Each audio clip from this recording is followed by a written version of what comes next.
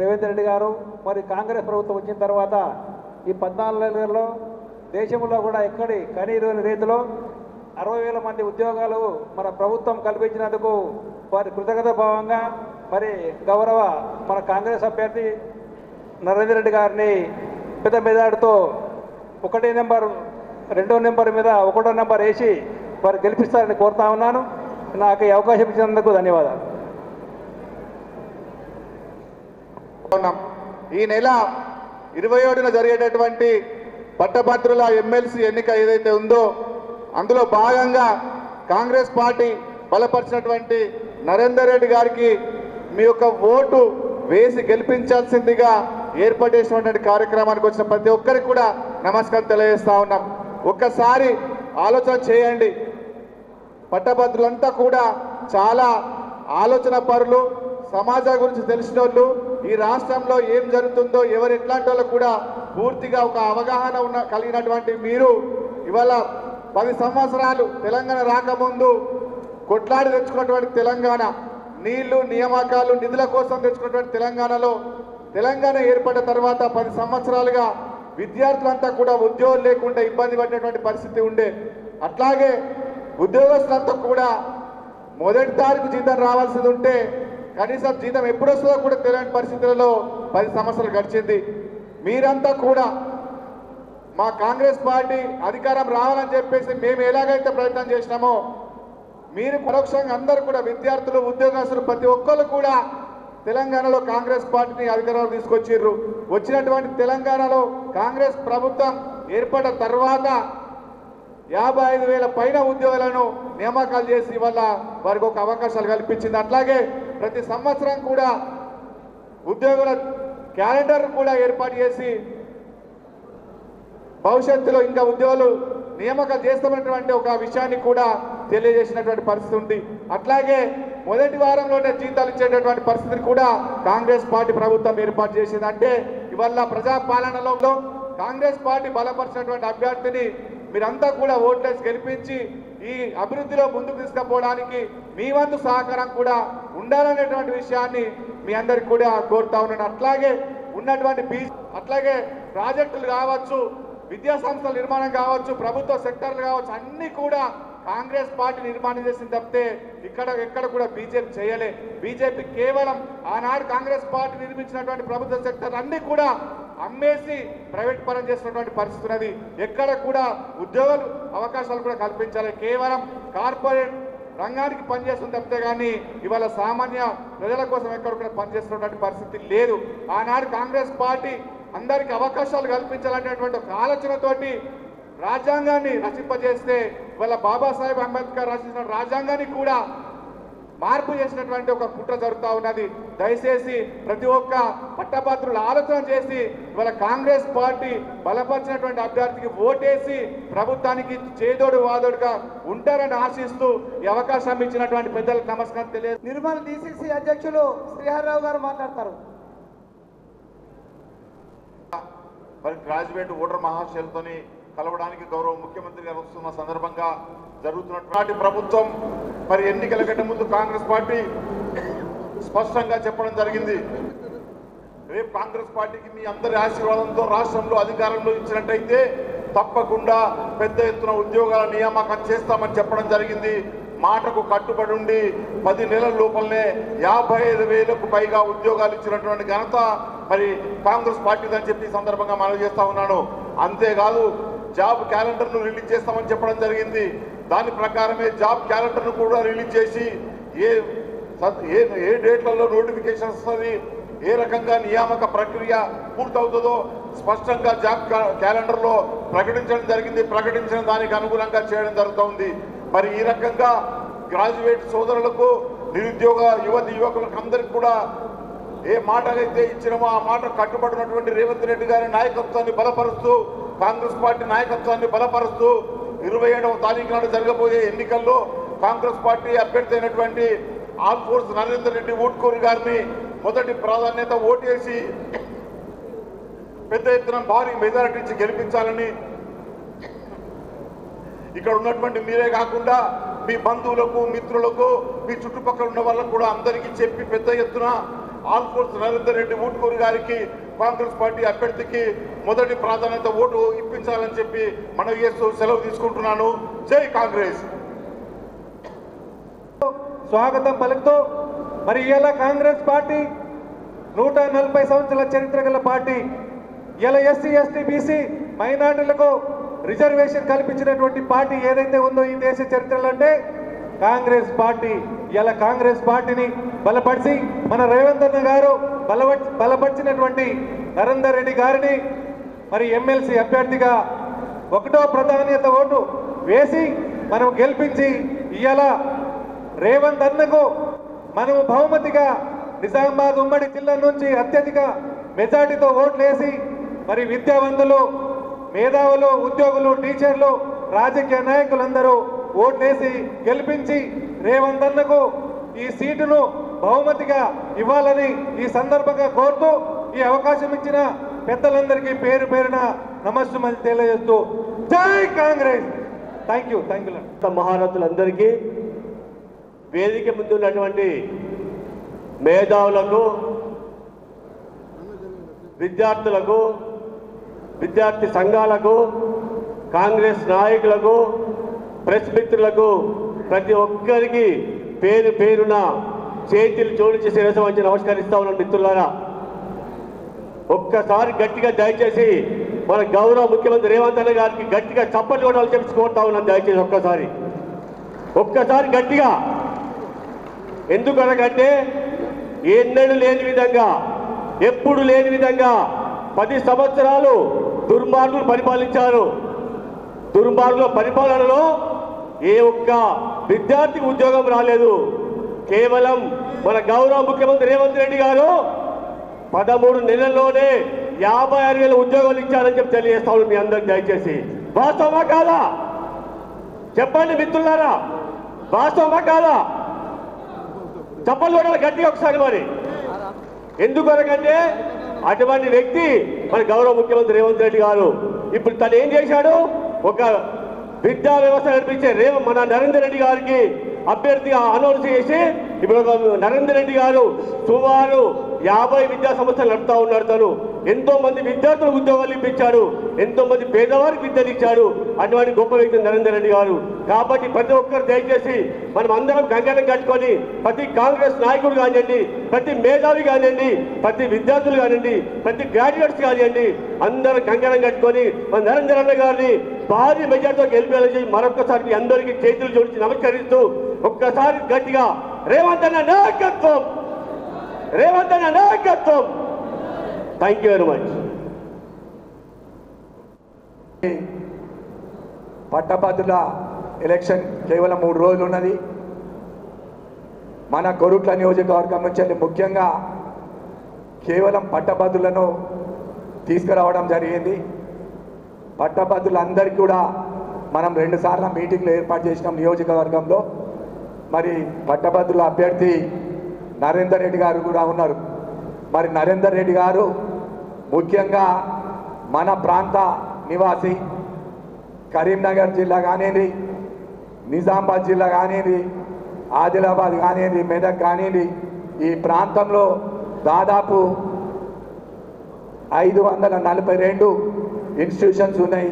వారికి 5,000 మంది ఉద్యోగస్తులను మరి ఇవ్వడం జరిగింది. ఎంతోమందికి మరి నిరుద్యోగస్తులకు ఉద్యోగం కల్పించిన వ్యక్తి మరి ఇలా మన అభ్యర్థిగా అవ్వడం కూడా నిజంగా మనందరం కష్టపడి, గతంలో మరి పెద్దలు జీవన్ రెడ్డి గారు ఆనాడు మనందరం కూడా ప్రశ్నించే గొంతుగా అధికారం లేనప్పుడే మనం పెద్ద జీవన్ రెడ్డి గారిని కష్టపడి గెలిపించినాం. ఇవాళ మనం అధికారం వచ్చినాం. 14 నెలల్లో పట్టే మన రేవంత్ రెడ్డి గారు, మన ముఖ్యమంత్రి గారు, వారు ఇచ్చిన హామీలన్నీ కూడా ముఖ్యంగా నిరుద్యోగస్తులకు 55,000 ఉద్యోగాలు యువ వికాసం కింద కూడా ఇవ్వడం జరిగింది. మరి రేషన్ కార్డు కానివ్వండి, ఇందిరమ్మ ఇండ్లు కానివ్వండి, ఇవన్నీ ఇస్తూ ఉన్నాం. మరి ఎంప్లాయ్మెంట్ ఇవ్వడం అన్నది 10 సంవత్సరాల నుంచి వెళ్ళి జరిగింది. మనము మన ప్రభుత్వం వచ్చిన తర్వాత ఇచ్చినాం. మరి టీచర్లకు ముఖ్యంగా 10 సంవత్సరాల నుంచి వెళ్ళి ప్రమోషన్లు లేవు, మరి ట్రాన్స్ఫర్లు కూడా లేని మన ప్రభుత్వం వచ్చినాక టీచర్లకు ఇవన్నీ ఇవ్వడం జరిగింది. దయచేసి టీచర్లు అందరూ కూడా గమనించాల్సిన విషయం, మన అందరం కూడా కష్టపడి మరి పట్టభద్రులందరికీ తెలియజేస్తా ఉన్నాం. బ్యాలెట్ పేపర్లో రెండోది మరి మొదటి ఓటుగా మరి కూట్కూరు నరేందర్ రెడ్డి గారికి ఓటేసి పెద్ద మెజార్టీ మీద గెలిపించాల్సిందిగా మొత్తం మరి మన నిజామాబాద్ కరీంనగర్ జిల్లాలో ఇక్కడ మా మీటింగ్లు అవుతూ ఉన్నాయి. మరి ముఖ్యమంత్రి గారు ఇక్కడ మీటింగ్ తర్వాత మళ్ళీ మంచిర్యాల మళ్ళీ కరీంనగర్ వెళ్తూ ఉన్నారు. మరి మన ప్రాంతం నుంచి వెళ్ళి ఇక్కడికి వస్తున్నారు కాబట్టి దయచేసి మన కార్యకర్తలతో సహా పట్టభద్రులందరికీ కూడా ఒక విజ్ఞప్తి చేస్తూ మొట్టమొదటి ప్రాధాన్యత ఓటు బ్యాలెట్ పేపర్లో రెండోది ఉంది కాబట్టి మరి నరేందర్ రెడ్డి గారికి పెద్ద ఎత్తున ఓట్లేసి గెలిపించాల్సిందిగా కోరుతూ నేను సెలవు తీసుకుంటున్నాను. తెలంగాణ మైనింగ్ చైర్మన్ మాజీ శాసనసభ్యులు ఎర్రవెత్తి అనిల్ గారు మాట్లాడాల్సిందిగా కోరుతా ఉన్నాం. చేసిన కాంగ్రెస్ పార్టీ నాయకులు, అదేవిధంగా పట్టభద్రులందరికీ, మీడియా మిత్రులకు నా హృదయపూర్వక నమస్కారం తెలియజేస్తున్నాను. మీ అందరూ విఘ్నులు, తెలివితో ఓటేస్తారు, చదువుకున్న వాళ్ళు కాబట్టి ఇప్పుడు ఈ రాష్ట్రంలో జరుగుతున్న పరిణామాల గురించి చర్చ చేసుకోవాల్సిన అవసరం ఉన్నది మిత్రులారా.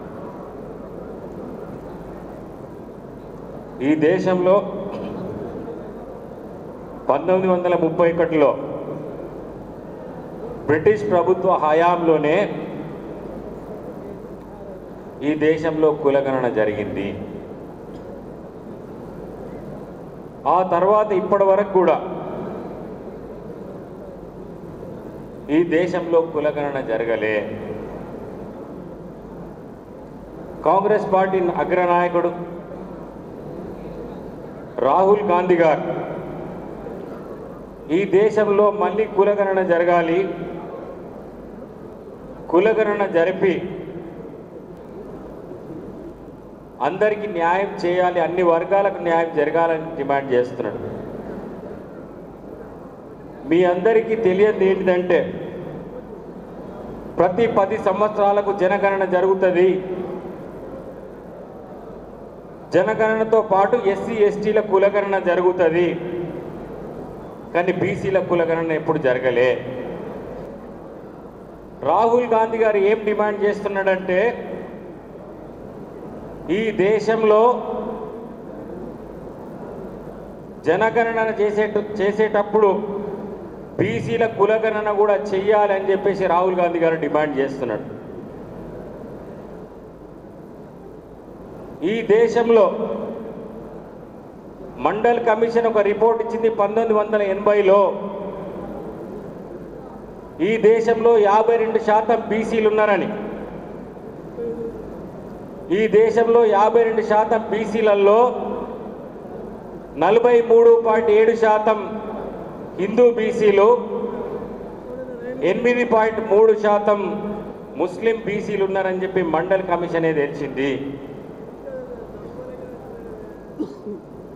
మన రాష్ట్ర ప్రభుత్వం, రేవంత్ రెడ్డి గారి ప్రభుత్వం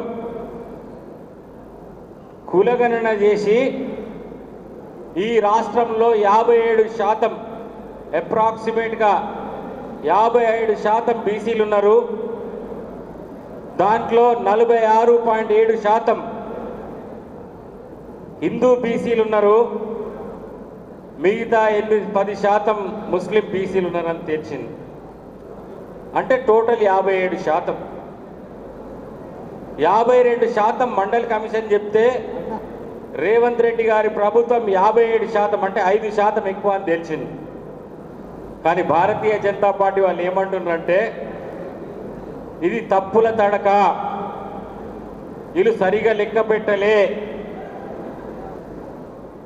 బీసీల లెక్క తక్కున్నది అని చెప్పి దుష్ప్రచారం చేస్తున్నారు మిత్రులారా. బండి సంజయ్ గురించి నేను మాట్లాడితే ఈ 3 కట్టప్పలు ఉన్నారు. బండి సంజయ్ ఒకడు సగం గుండోడు, మా జిల్లా ఫుల్ గుండోడు ఉన్నాడు అరవింద్, ఇంకొక ఆయన కొత్తగా చేరిండు భారతీయ జనతా పార్టీలో ఈటెల రాజేందర్. ఈ 3 కట్టప్పలు బీసీల ద్రోహులు. కులగణన చేయరట. మా జిల్లా వాడు అంటాడు కులగణన చెయ్యు అనంటే కులం కాదు గుణం ఉండాలన్నట. మరి ఇక్కడ ఉన్న బీసీలను అడుగుతున్నా, మరి మన గుణం లేదా? అరే గుండు, నీకు సిగ్గుందా? నీకు నువ్వు కూడా ఒక బీసీవే కదా. కులగణన చేయమంటే కులగణన ఎందుకు వద్దంటున్నావు? నీకు రాబోయే కాలంలో మా బీసీని బుద్ధి చెప్పే సమయం వస్తుంది బిడ్డ. మరి ఇదే కులగణన వద్దంటున్నావు కదా. 2011లో మా ప్రభుత్వం సోషో ఎకనామిక్ క్యాస్ట్ సెన్సస్ చేసింది. ఆ తర్వాత మీ ప్రభుత్వం వచ్చిన తర్వాత 2018లో ఇదే రాజ్నాథ్ సింగ్ హోమ్ మినిస్టర్గా పార్లమెంట్లో ఒక తీర్మానం పెట్టిండు. 2021లో జరగబోయే జనగణనతో సహా మా ప్రభుత్వం కులగణన చేస్తుందని చెప్పి పార్లమెంట్ సాక్షిగా బీసీలకు హామీ ఇచ్చాడు. మీరే కదా హామీ ఇచ్చింది. ఎటుపోయింది మీ హామీ? ఇదే 2021లో అంటే బీజేపీ ద్వంద్వ నీతి గురించి చెప్పాలా, బీసీలకు చేస్తున్న ద్రోహం గురించి చెప్పదలుచుకున్న మిత్రులు. 2021లో మహారాష్ట్ర ప్రభుత్వం వర్సెస్ యూనియన్ ఆఫ్ ఇండియా. ఆ రోజు మహారాష్ట్ర ప్రభుత్వం మాకు ఆ రోజు కాంగ్రెస్ పార్టీ ఉండంగా సోషో ఎకనామిక్ క్యాస్ట్ సెన్సస్ చేసింది కదా, ఆ డేటా ఇవ్వండి అని చెప్పేసి కేంద్ర ప్రభుత్వాన్ని విజ్ఞప్తి చేస్తే అప్పుడున్న కేంద్ర ప్రభుత్వం ఇదే భారతీయ జనతా పార్టీ ప్రభుత్వం మేము ఇవ్వము అని చెప్పింది. ఇవ్వకపోతే ఎట్లా అని చెప్పేసి మహారాష్ట్ర ప్రభుత్వం, సరే మీరు జనగణన చేస్తున్నారు కదా 2021లో, మరి వచ్చే జనగణనలో కులగణన చేయండి అంటే ఇదే కేంద్ర ప్రభుత్వం సుప్రీంకోర్టులో అఫిడవిట్ వేసింది. కేంద్ర ప్రభుత్వం మేము భారతీయ జనతా పార్టీ కులగణనకు వ్యతిరేకమని చెప్పిండ్రు. వీళ్ళకి మనం ఓట్లు వేయాలన్నా బీసీలా? బండి సంజయ్ ఏమంటున్నాడు? ముస్లింలకు రిజర్వేషన్లు ఇస్తే మేము బీసీ రిజర్వేషన్లు పెంచడానికి ఒప్పుకోమన్నాడు. మరి ఇదే గుజరాత్లో మోడీ కులం ఏదైతుందో గాంచీ కులం, అది ముస్లింలలో కూడా ఉంది. ఓబీసీ లిస్టులో, సెంట్రల్ ఓబీసీ లిస్టులో అక్కడున్న ముస్లింలకు రిజర్వేషన్లు ఉన్నాయి. మరి మోడీ అక్కడ రిజర్వేషన్లు ఇస్తుండు కదా, అంటే మోడీని రిజర్వేషన్లు ఇవ్వద్దని అంటున్నావా? ఈ విధంగా ఇక ఇంకొక ఈటెల రాజేందర్ మాట్లాడుతున్నాడు, కులగణన ఎట్లా చేస్తామట. ఇక్కడున్న రెట్లు ఇక్కడ ఓసీలు అయితే అక్కడ కర్ణాటకలో బీసీలు కాదని ఎవరు అంటున్నారు. అక్కడ కర్ణాటకలో ఉన్న లింగాయత్, ఇక్కడ బీసీలు. మరి ఇదే దోబిలు, చాకలి వేరే దగ్గర ఎస్సీలు. ఇదే ముదిరాజ్ కులం, మన దగ్గర ఉన్న ముదిరాజ్ కులం ఇక్కడ బీసీలు అయితే హర్యానాలో, ఉత్తరప్రదేశ్లో ఎస్సీలు వాళ్ళు. రామ్నాథ్ కోవింద్ అనే అధ్యక్షుడు, ఆయన కోలి, ముదిరాజ్ అని అక్కడ కోలి అంటారు వాళ్ళు ఎస్సీలు. మరి లెక్క చేస్తున్నారు కదా, ఎస్సీ ఎస్టీల జనాభా లెక్క కులగణన చేస్తున్నారు కదా, మరి ఓబీసీ కులగణనకు ఎందుకు అడ్డుపడుతున్నావు రాజేందర్? ఇది న్యాయమేనా అని అడుగుతున్నా. ఇక్కడున్న బీసీ మిత్రులను అడుగుతున్నా, కులగణన కావాలా, కులగణన వద్దా? కావాలనేటోళ్ళు అంతా చేతులు లేవట్టు. బీసీ రిజర్వేషన్ మీకు వద్దా? మధ్యలో ఉన్న మహిళ భయపడద్దు, భయపడితే అన్యాయం జరిగేది మీకే. కులగణన కావాలా వద్దా? కావాలా వద్దా? ఈడబ్ల్యూఎస్ రిజర్వేషన్లు 2019లో జనవరి 9 నాడు బిల్లు పెట్టి, 10 నాడు లోక్సభలో పెట్టి, ఆ తర్వాత 11 నాడు రాజ్యసభలో పెట్టి, 12 నాడు ప్రెసిడెన్షియల్ ఆర్డర్ తెచ్చుకున్నారు కదా బీజేపీ నాయకులారా. ఇవాళ ఇదే బీజేపీ నాయకులను, ఇదే కట్టప్పలను అడుగుతున్నా, ఇవాళ బీసీలు రిజర్వేషన్లు పెంచమని అడుగుతున్నారు. ఇవాళ మా రాష్ట్ర ప్రభుత్వం, రేవంత్ రెడ్డి ప్రభుత్వం 27% నుంచి 42% పెంచడానికి సిద్ధంగా ఉంది. రేపు రాబోయే అసెంబ్లీ సెషన్లో, ఈ బడ్జెట్ సెషన్లో ప్రత్యేక సెషన్ పెట్టి బీసీలకు రిజర్వేషన్లు పెంచి చట్టం చేయబోతున్నాం. మరి ఇవాళ బీజేపీ మిత్రులను అడుగుతున్నా, తమిళనాడు తరహాలో ఏ విధంగా అయితే రిజర్వేషన్లు అక్కడ 69% రిజర్వేషన్లు ఉన్నాయి, అక్కడ 50% దాటి ఉన్నాయి, 69% ఉన్నాయి. అప్పుడున్న జయలలిత గారు, అప్పుడు పివి నరసింహారావు ప్రైమ్ మినిస్టర్ ఉన్నప్పుడు ఇక్కడ అసెంబ్లీలో చట్టం చేసి 69% రిజర్వేషన్లను 9 షెడ్యూల్లో 9th షెడ్యూల్ ఆఫ్ కాన్స్టిట్యూషన్లో పెట్టి అప్పుడు అమలు చేయించుకున్న జయలలిత ఇవాళ రేవంత్ రెడ్డి గారు అదే చేయబోతున్నాడు. 40 బీసీలకు 27% నుంచి 42% రిజర్వేషన్లు పెంచి రేపు 9th షెడ్యూల్లో పెట్టవా అని మోడీని అడగబోతున్నాడు. దీనికి మీరందరూ మద్దతు పలుకుతున్నారా లేదా? బీసీ ద్రోహుల ఈ బీజేపీ ఓటేద్దామా, బుంద పెడదామా? ఒకవేళ మిత్రులారా మీరు భారతీయ జనతా పార్టీకి మద్దతు తెలిపినట్లయితే బీసీలకు ద్రోహం చేసినట్లే. ఈరోజు ఇప్పటి వరకు కూడా మనం ఈ 27% రిజర్వేషన్లు రావడానికి కారణం డాక్టర్ బాబాసాహెబ్ అంబేద్కర్ కావచ్చు, కాంచీరామ్ కావచ్చు, పూలే గారు కావచ్చు, వీళ్ళ పోరాటాల వల్లనే ఇవాళ 27% రిజర్వేషన్లు ఉన్నాయి.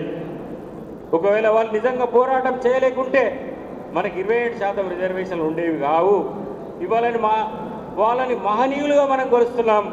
మనం మిగిలిన భారతీయ జనతా పార్టీకి ఓటేసి వాళ్లకు మద్దతు తెలిపితే మన బీసీలకు ద్రోహం చేసిన వాళ్ళమవుతాం, చరిత్రహీనులమవుతాం. మిత్రులారా, దయచేసి మీరందరూ కూడా కాంగ్రెస్ పార్టీ ఓటేసి ఇక్కడ నరేందర్ రెడ్డిని గెలిపించి కాంగ్రెస్ పార్టీకి మద్దతు తెలపాలని, రాహుల్ గాంధీ గారికి బలం ఇవ్వాలని, రేపు రాహుల్ గాంధీ గారిని బలోపేతం చేస్తే ఆయన బీసీల రిజర్వేషన్లు 27% నుంచి 42%. రేపు న్యాయం జరిగేది మనకే కదా. ఎంప్లాయ్మెంట్లో రిజర్వేషన్లు, జాబ్లలో రిజర్వేషన్లు, విద్యా సంస్థల్లో యూనివర్సిటీలో రిజర్వేషన్లు పొందేది బీసీలే కదా. దీనికి మద్దతు తెలుపుదామా లేదా? తెలుపుదామా అనే వాళ్ళు చేయలేమండి. అందరు వద్దా?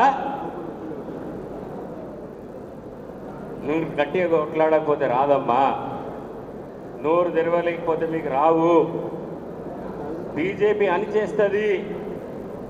మీరు గట్టిగా సపోర్ట్ చేస్తేనే బీజేపీ భయపడుతుంది. ఈ ఎన్నికల్లో వాళ్ళ నోటు ఒకటి చూపెడదాం, బుద్ధి చెప్దాం. ఈ ముగ్గురు కట్టప్పలకు చెప్దామా? దయచేసి మిత్రులారా, మీరందరూ కూడా కాంగ్రెస్ పార్టీ ఓటేసి పెద్ద ఎత్తున విజయం కల్పించాలని మీ అందరినీ కోరుకుంటున్నాం. సెలవు తీసుకున్నా. ధన్యవాదాలు. కార్యక్రమాలు గౌరవనీయులు ముఖ్యమంత్రి రేవంత్ రెడ్డి గారు అయిన తర్వాత, కాంగ్రెస్ పార్టీ ప్రభుత్వం అధికారంలోకి వచ్చిన తర్వాత చాలా విషయాలు, ప్రభుత్వానికి సంబంధించిన విషయాలన్నీ కూడా ఒక్కొక్కటి పరిష్కారం చేస్తున్న విషయం మీకు తెలుసు. 317 గురించి హైకోర్టు మొట్టిగాలి వేసినా కూడా గత ప్రభుత్వం పట్టించుకోకుంటే ఫస్ట్ టైం దాదాపు 11,000 ఉద్యోగాలు ఈరోజు ఇచ్చి వాళ్లకు నియామక పత్రాలు ఇచ్చిన పరిస్థితి కూడా ఈరోజు మనం ప్రత్యక్షంగా చూస్తున్నాం. మరి గత ప్రభుత్వం నోటిఫికేషన్ ఇవ్వడము, ఇంకో పక్క కోర్టులలో దాన్ని ఛాలెంజ్ చేసే విధంగా 3-4 సార్లు కోర్టులు ఆబ్జెక్షన్ చేస్తే వాటిని రద్దు చేయడం మనం చూసాం, ముఖ్యంగా గ్రూప్ ఎగ్జామ్స్. కానీ ప్రభుత్వం వచ్చిన తర్వాత కోర్టులలో ఉన్న సాంకేతిక కారణాలన్నీ తీసేసి నోటిఫికేషన్ గత ప్రభుత్వం ఇచ్చినప్పటికీ కూడా నోటిఫికేషన్లో ఉన్న లొసుగులు ఈరోజు ప్రభుత్వ న్యాయవాదులతోటి, ఢిల్లీ న్యాయవాదులతో చర్చించి అవన్నీ క్లియర్ చేసి దాదాపు 53,000 ఉద్యోగాలు ఒక్క సంవత్సరంలో ఇచ్చిన పరిస్థితి మరి ప్రభుత్వం దక్కిందని చెప్పి సందర్భంగా తెలియజేస్తున్నాము. అంతేకాకుండా టెట్ కూడా దాదాపు 2 సార్లు పెట్టడము, 45,000 మంది ఉద్యోగస్తులకు 12 సంవత్సరాలుగా ప్రమోషన్ లేకుంటే 42,000 ఉద్యోగులకు ఈ ప్రభుత్వం వచ్చిన తర్వాత ప్రమోషన్లు ఇచ్చిన పరిస్థితి కూడా మనం ఈ సందర్భంగా చూసినాము. ఇంకా ఈరోజు డిఏ గురించి మనం ఉన్నారు. రెండు డిఏలు పెండింగ్లు ఉన్నాయి, పిఆర్ఎస్ విభజన ఉన్నది. అదేవిధంగా సమగ్ర శిక్షణ అభియాన్ ఉద్యోగస్తులు కానీ, డిగ్రీ కళాల్లో పనిచేస్తున్న గెస్ట్ లెక్చరర్స్ కానీ, ఇవన్నీ సమస్యలు ఉన్నాయి. సంవత్సరమే అయింది.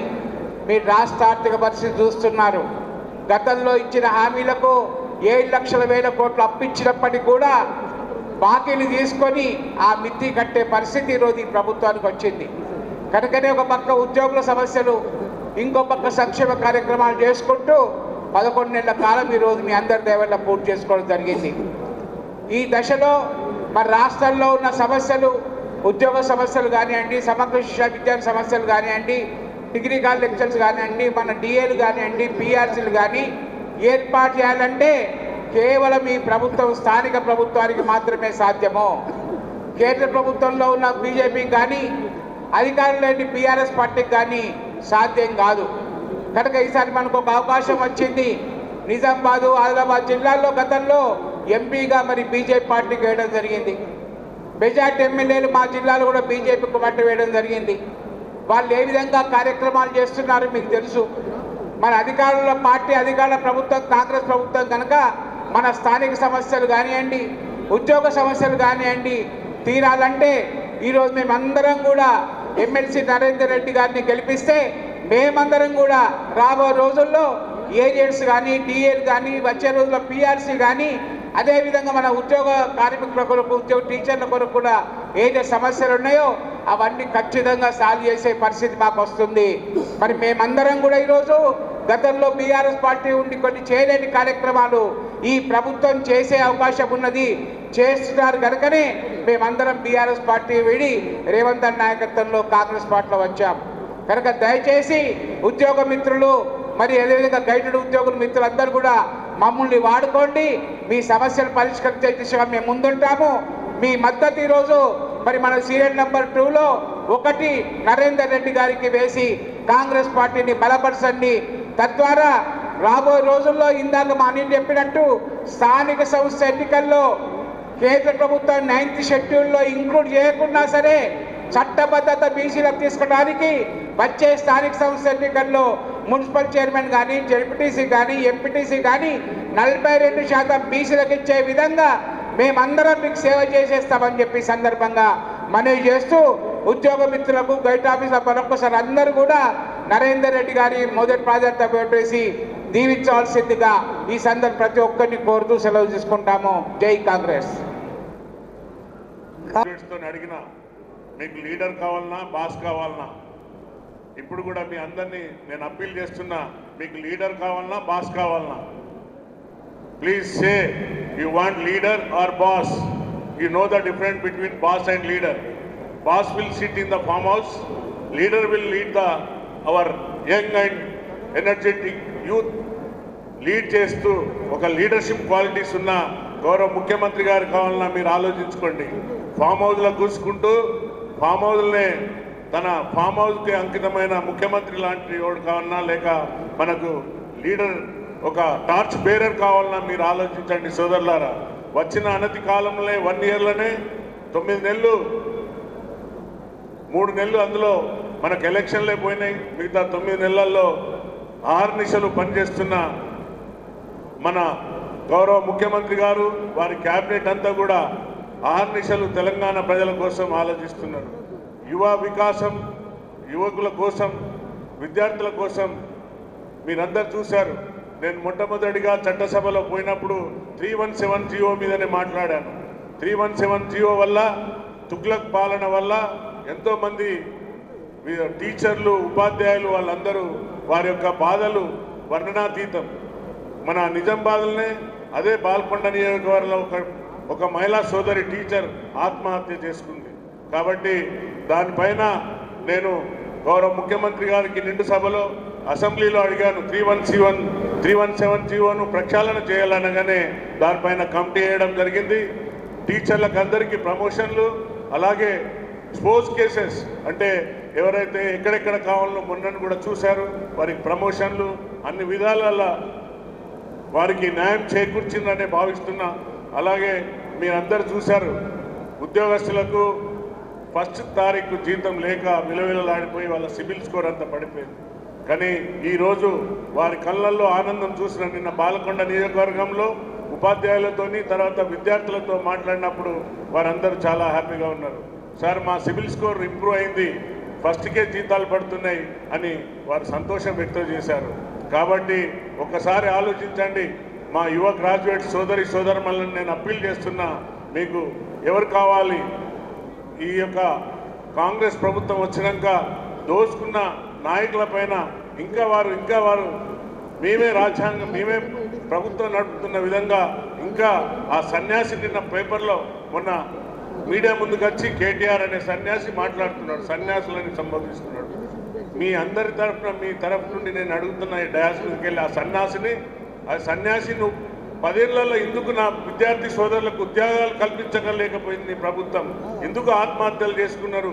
మీరు చేసిన నిర్వాహకానికి ఏదైతే ఎస్ఎస్సి ఇంటర్మీడియట్ సోదరులు ఆ యొక్క పేపర్ కరెక్షన్లో ఆత్మహత్యలు చేసుకున్నారు, నువ్వు చేసిన పనికి నువ్వు పెద్ద ఇంగ్లీష్ చదివి ఏదో అమెరికాలో పొడిసొచ్చిన అంటున్నావు కదా, నువ్వు ప్రజలకు ఏం చేసినావు చెప్పు, నువ్వు విద్యార్థుల లోకానికి ఏం చేసినావు చెప్పు. అదే కానీ ఎంతసేపు మా ముఖ్యమంత్రి గారికి గౌరవం లేకుండా కాంగ్రెస్ ప్రభుత్వాన్ని ఎంతసేపు సోషల్ మీడియాని అడ్డం పెట్టుకొని సన్యాసులు అని బోధిస్తున్నావు. సన్యాసి నువ్వు ఒకసారి వచ్చి మీ తండ్రి మీరు ఎంత సంపాదించుకున్నారు, మీకు ముందు ఎంత సంపాదించుకున్నారు? తెలంగాణ రాకముందు తెలంగాణ కోసం కొట్లాడిన విద్యార్థి లోకాన్ని మర్చి మీరు మీ యొక్క ఈరోజు ధనం ఎంతుంది బయట పెట్టండి. మీరు సంపాదించిన దోచుకున్న ధనం ఎంతుంది చెప్పండి. అంతకుముందు ఎంతుంది మీ ధనం ఒకసారి మీరు ఆలోచించవలసిన అవసరం ఉంది విద్యార్థులారా. కాబట్టి నా గ్రాడ్యుయేట్ సోదరులందరినీ కూడా నేను అప్పీల్ చేస్తున్నా, కరెక్ట్ నాయకుని ఎన్నుకోండి.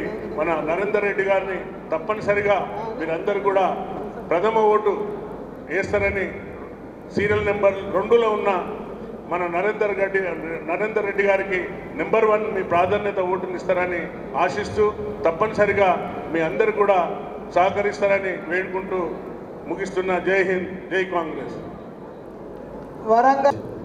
ఎందుకంటున్నామంటే మేము కౌంటింగ్ లోపలికి పోయినప్పుడు చూస్తే పోస్టల్ బ్యాలెట్సే మొదట తీసినప్పుడు కానివ్వండి, ఇవన్నీ కూడా అధికారులే చూసినప్పుడు కానివ్వండి, ఎంతోమంది మొట్టమొదట మీయే ఉండే ఎక్కువ శాతం చదువుకున్న వాళ్ళై, గవర్నమెంట్ ఎంప్లాయీస్ అయినటువంటి వాళ్ళై చాలామంది కూడా మీ ద్వారా వచ్చింది.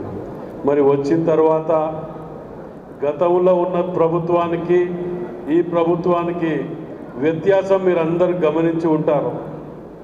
కానీ ఇన్ని చేసినాక కూడా ఇంతకుముందు నాగరాజు గారు చెప్పినట్టు సోషల్ మీడియా ద్వారా సంపాదించిన డబ్బు ద్వారా కోట్లాది రూపాయలు అడ్డదారిలో సంపాదించిన వాటితోటి యూట్యూబ్ ఛానల్స్ కొన్ని పెట్టి దుష్ప్రచారం చేయడానికి ఒడిగడుతున్నటువంటి వీళ్ళని మనందరం మేధావులు, మీరు వచ్చిన వాళ్ళందరూ కూడా నలుగురికి చెప్పేవాళ్ళు.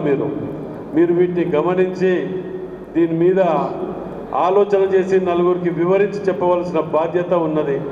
ఇప్పుడు గెలుపు ఓటమిలతోటి ఈ యొక్క సీటు గెలిచినంత మాత్రాన్నో ఓడిపోయినంత మాత్రాన్నో ఏమి ప్రభావం ఉండదు. కానీ గెలిస్తే మాత్రం మొదటి ప్రాధాన్యత ఓటేసి నరేందర్ రెడ్డి గారిని కనుక గెలిపిస్తే మాత్రం ఈ యొక్క జిల్లాకు, ఈ యొక్క నియోజకవర్గానికి, ఎమ్మెల్సీ పరిధి నియోజకవర్గానికి కావలసినన్ని నిధులు వరదలు వచ్చినట్టు వచ్చే విధంగా ఆస్కారం ఉంటుంది. ఇక్కడ సమస్యల మీద చెప్పుకోవటానికి, చెప్తే వినటానికి మన ముఖ్యమంత్రి రేవంత్ రెడ్డి గారు నిజంగా చెప్తున్నా, ఇలా చాలా గర్వంగా చెప్పగలుగుతున్నా. 18 గంటలు కష్టపడి ఏమైంది, ఎంతవరకు వచ్చింది అని ఇవాళ ఇక్కడికి వచ్చి మాట్లాడిపోయిన తర్వాత ఇక్కడి సమస్యలని ఇంకా 4 నెలలు పోయినా గుర్తుపెట్టుకొని ఆ సమస్య ఏమైంది అని అడుగుతుంటాడు. మేము వరంగల్లో, ఉదాహరణకు వరంగల్ వెస్ట్ నియోజకవర్గంలో మాకు వచ్చి ఇచ్చిన నిధులు ఎక్కడ కూడా ఇయ్యాలి. వాస్తవం చెప్పాలంటే హైదరాబాద్ తర్వాత అతిపెద్ద నగరం అయినా కానీ అండర్ గ్రౌండ్ డ్రైనేజ్ లేకుండే, కాళోజీ కళాక్షేత్రం కానివ్వండి, ఇలాంటి వాటికి ఎన్నో చేసి సంవత్సర కాలంలో 10 ఏళ్ళు చేయలేని సంవత్సర కాలంలో చేసినందుకు నిజంగా కూడా వారికి ఇలా రుణపడి ఉన్నాం మేము. అందుకే మీరందరూ కలిసి మరోసారి ఆశీర్వదిస్తారని చెప్పి నరేందర్ రెడ్డి గారికి మొదటి ప్రాధాన్యత ఓటేసి కాంగ్రెస్ పార్టీని ఆశీర్వదిస్తారని చెప్పి మనవి చేస్తూ, మీరు గమనించండి, బీజేపీ కానివ్వండి, బీఆర్ఎస్ కానివ్వండి, ప్రాంతీయ తత్వాలు రెచ్చగొట్టుకుంటా ఒక పార్టీ, కుల మతాలు రెచ్చగొట్టుకుంటా ఒక పార్టీయే తప్ప ఎన్నడూ మేము ఇది అభివృద్ధి చేసినాం, ఇది మా మార్కు అని చెప్పి చెప్పుకోవడానికి ఏ రోజు కూడా వాళ్ళకు ఇది లేదు. కానీ ఇవాళ మా నాయకుడు రేవంత్ రెడ్డి గారు ఇందిరమ్మ ఇల్లు ఉన్న కాన్ని మేము కాంటెస్ట్ చేస్తాం, ఏదైనా చర్చకుంటే రాండి అని ఒక ముఖ్యమంత్రిగా ఛాలెంజ్ చేసిన వ్యక్తి ఎవరైనా ఉన్నారంటే అది కేవలం మన ముఖ్యమంత్రి రేవంత్ రెడ్డి గారు మాత్రమే అనేది గర్వంగా చెప్పుకోగలుగుతున్నాం. ఇవాళ మీరందరూ కూడా, ఎందుకంటే ఇక్కడికి వచ్చిన వాళ్ళందరూ చదువుకున్న వాళ్ళు, మేధావులు, మీరు మాత్రం గమనించగలుగుతారు వాస్తవాలని. ఈ సోషల్ మీడియాలో ఏది తప్పు ఏది వాస్తవం అనేది గమనించగలుగుతారు. కాబట్టి ఓటు అనే ఆయుధంతో మీరు ఆశీర్వదిస్తారని మనవి చేస్తూ సెలవు తీసుకుంటున్నాను. మన ఎమ్మెల్సీ ఎన్నికలు జరుగుతున్న ఈ సందర్భం మన రాష్ట్ర భవిష్యత్తుని నిర్ణయించటంలో ఒక భాగంగా భారత కమ్యూనిస్టు పార్టీ భావిస్తోంది. ఉమ్మడి మెదక్, ఉమ్మడి నిజామాబాద్, ఉమ్మడి ఆదిలాబాద్, ఉమ్మడి కరీంనగర్ జిల్లాలలో సిపిఐ నరేందర్ రెడ్డి గారికి మద్దతు ఇవ్వడంతో పాటు ప్రత్యక్షంగా ప్రచార కార్యక్రమంలో కూడా పాల్గొని వారి గెలుపు కోసం అహర్నిశలు కృషి చేస్తున్నారు. నిజంగా ఇది ఒక మంచి అవకాశం. ఎమ్మెల్సీ ఎన్నికలు విజయాలు మనందరి భవిష్యత్తును తీర్చిదిద్దటానికి, మెరుగుపరచటానికి ఒక మంచి అవకాశం. మనం ఓటుని వినియోగించుకోవటం. ఈరోజు దేశంలో, రాష్ట్రంలో నెలకొని ఉన్నటువంటి రాజకీయ పరిస్థితులు, సంవత్సరాలుగా నిరుద్యోగ సమస్యతో మ్రగ్గిపోతున్నటువంటి యువతి యువకులు, మన దేశంలో ప్రతి ఒక్క గంటన్నర సమయంలో ఒక నిరుద్యోగ యువకుడా, నిరుద్యోగ యువతిన ఆత్మహత్య చేసుకుంటున్నారు.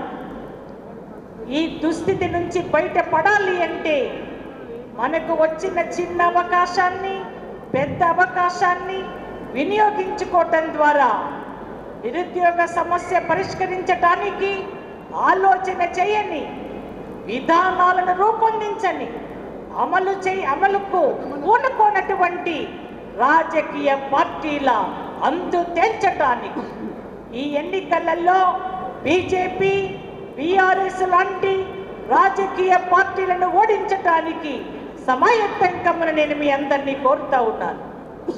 ఈ మధ్య కాలంలోనే ఫిబ్రవరి 1వ తారీఖున పార్లమెంటులో బడ్జెట్ ప్రవేశపెట్టబడింది. ఈ ప్రవేశపెట్టబడిన బడ్జెట్లో నిరుద్యోగ సమస్యను పరిష్కరించడానికి నిధులు ఏ మేరకు కేటాయించారు అని మనం పరిశీలిస్తే బీజేపీ పాలకుల దగ్గర సమాధానం లేదు. అంతేకాదు, ప్రతి సంవత్సరం 2 కోట్ల ఉద్యోగాలు కల్పిస్తాము అని అధికారంలోకి వచ్చిన బీజేపీ పాలకులు ఎక్కడ కల్పించారో శ్వేతపత్రం ప్రకటించడం ద్వారా ఈ దేశ ప్రజలకు వివరించగలుగుతారా? ఒకవైపున అధికారం కోసం మనందరినీ మభ్యపెట్టడానికి, మన ఓట్లు లాక్కొని గద్దె ఎక్కటానికి ఆలోచన చేస్తున్నారు తప్ప ఆచరణలో నిరుద్యోగ సమస్యను పరిష్కరించడానికి బీజేపీ పాలకులు సిద్ధంగా లేరు. ఇటువంటి వారిని ఓడించటం ఒక్కటే మన ఓటుని ఆయుధంగా మార్చుకోమని నేను మీ అందరినీ కోరుతా ఉన్నాను. సిపిఐతో పాటు సిపిఐఎం నిన్న సాయంత్రం ఈ రాష్ట్రంలో ఇక్కడ నరేందర్ రెడ్డి గారి అభ్యర్థిత్వానికి మద్దతును ప్రకటించింది. వామపక్ష భావాలున్నటువంటి రాజకీయ పార్టీలు, వామపక్ష భావాలున్నటువంటి యువతి యువకులు ఖచ్చితంగా నరేందర్ రెడ్డి గారికి ఓటు వేయటం ద్వారా, ఓటు వేయించటం ద్వారా గెలిపించమని భారత కమ్యూనిస్టు పార్టీగా నేను మీ అందరికీ మనవి చేసుకుంటున్నాను. మన జీవితాలు బుక్కిపాలు కాకుండా చూసుకునేటటువంటి హక్కు మనకు ఉంది. రాజ్యాంగ పరంగా మనకు ఉన్న హక్కుని వినియోగించుకుందాం. ఓటంటే నిజంగా నేను మీ అందరినీ గమనించమని కోరుతున్నదేమంటే, ఈ రాష్ట్రంలో ప్రత్యేక తెలంగాణ కావాలి అని నిధులు, నియామకాలు వగైరా మాటలు చెప్పినటువంటి పాలకులు 10 సంవత్సరాల కాలంలో ఏం చేయగలిగారు? ఆ ప్రభుత్వాన్ని చదువు రాని నిరుపేద గ్రామీణ ప్రజలు ఓడించారు. మరి ఈరోజు పట్టభద్రులుగా ఉన్న మనందరము ఎంత జాగ్రత్తతో కూడిన ఆలోచన చేయాలో, ఎంత నికరమైన రాజకీయ సంకల్పంతో బీజేపీని, బీఆర్ఎస్ పార్టీలను ఓడించడానికి సిద్ధం కావాలో ఆలోచించమని అడుగుతా ఉన్నాను. మన చదువు, మన విజ్ఞానం ఈ సమాజ మార్పు కోసం ఉపయోగపడాలా. అందుకోసమే దేశంలో ఇండియా కూటమి ఏర్పాటు చేసుకొని, ఇండియా కూటమి ద్వారా గతంలో జరిగినటువంటి ఎన్నికలలో బీజేపీకి సంపూర్ణంగా మద్దతు రాకుండా దేశ ప్రజలు తీర్పునిచ్చారు. బీహార్ సహాయమో, ఆంధ్రప్రదేశ్ సహాయమో తీసుకొని అధికారంలో కొనసాగుతా ఉంది బీజేపీ. మళ్ళీ వచ్చే ఎన్నికలలో నికరంగా నిలబెట్టి ఓడించటానికి ఈ దేశ ప్రజలను సమాయత్తం చేయాల్సిన అవసరం ఉంది. అందుకోసమే ఎమ్మెల్సీ ఎన్నికలలో నికరమైన రాజకీయ ఆలోచన చేయగలిగేటటువంటి, భవిష్యత్తులో ఇండియా కూటమి ఆధ్వర్యంలో కానివ్వండి, ఈ రాష్ట్రంలో రేవంత్ రెడ్డి గారి నాయకత్వంలో కానివ్వండి, సమస్యల పరిష్కారానికి అందరము కలిసి పనిచేయటం ద్వారా మన భవిష్యత్తును మనమే మెరుగుపరుచుకోవటానికి బాటలు వేసుకుందామని, అందులో భాగమే నరేందర్ రెడ్డి గారి విజయం మనందరము కూడా కాంక్షించాలి అని, దానికి పూనుకమ్మని, ఓటు వేసి గెలిపించటానికి సమాయత్తం కమ్మని సిపిఐగా నేను మీ అందరికీ మనవి చేసే ఈ అవకాశం ఇచ్చిన అందరికీ ధన్యవాదాలు తెలియజేసుకుంటూ ముగిస్తాను. పట్టభద్రుల ఓటర్లను వాళ్ళు ఓటు అభ్యర్థించడం, వారిని నిరంజన్ రెడ్డి గారికి ఓటు వేసి ఆయనను గెలిపించాలనేటువంటి విషయాన్ని మీ దృష్టికి తీసుకురావడం జరుగుతూ ఉంది. కాబట్టి అందుకొరకే ఆలస్యమైన మనమందరం ఐక్యంగా, సమైక్యంగా ఒక్కసారి గట్టిగా రేవంత్ రెడ్డి గారికి స్వాగతం తెలియజేయాలనేటువంటి విషయాన్ని తెలియజేస్తూ, రేవంత్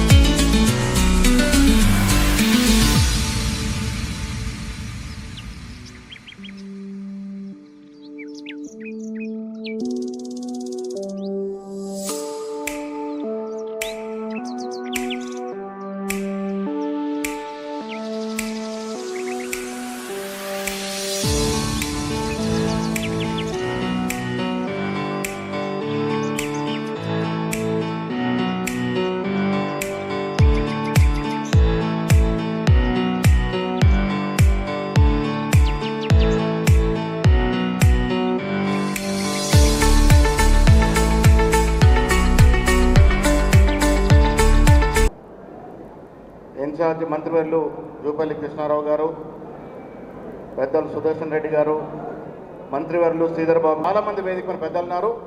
మిత్రులు, మీ అందరూ తెలుసు, హైదరాబాద్లో విదేశీ సంస్థల నుంచి హైదరాబాద్లో పెద్ద మీటింగ్ వల్ల కొంత ఆలస్యమైంది. తర్వాత మళ్ళీ 3 మీటింగ్లు పోవాలి. ఇక్కడ చాలామంది మాట్లాడుతున్నప్పుడు కూడా పట్టభద్రులతో ముఖ్యమంత్రి గారు స్వయంగా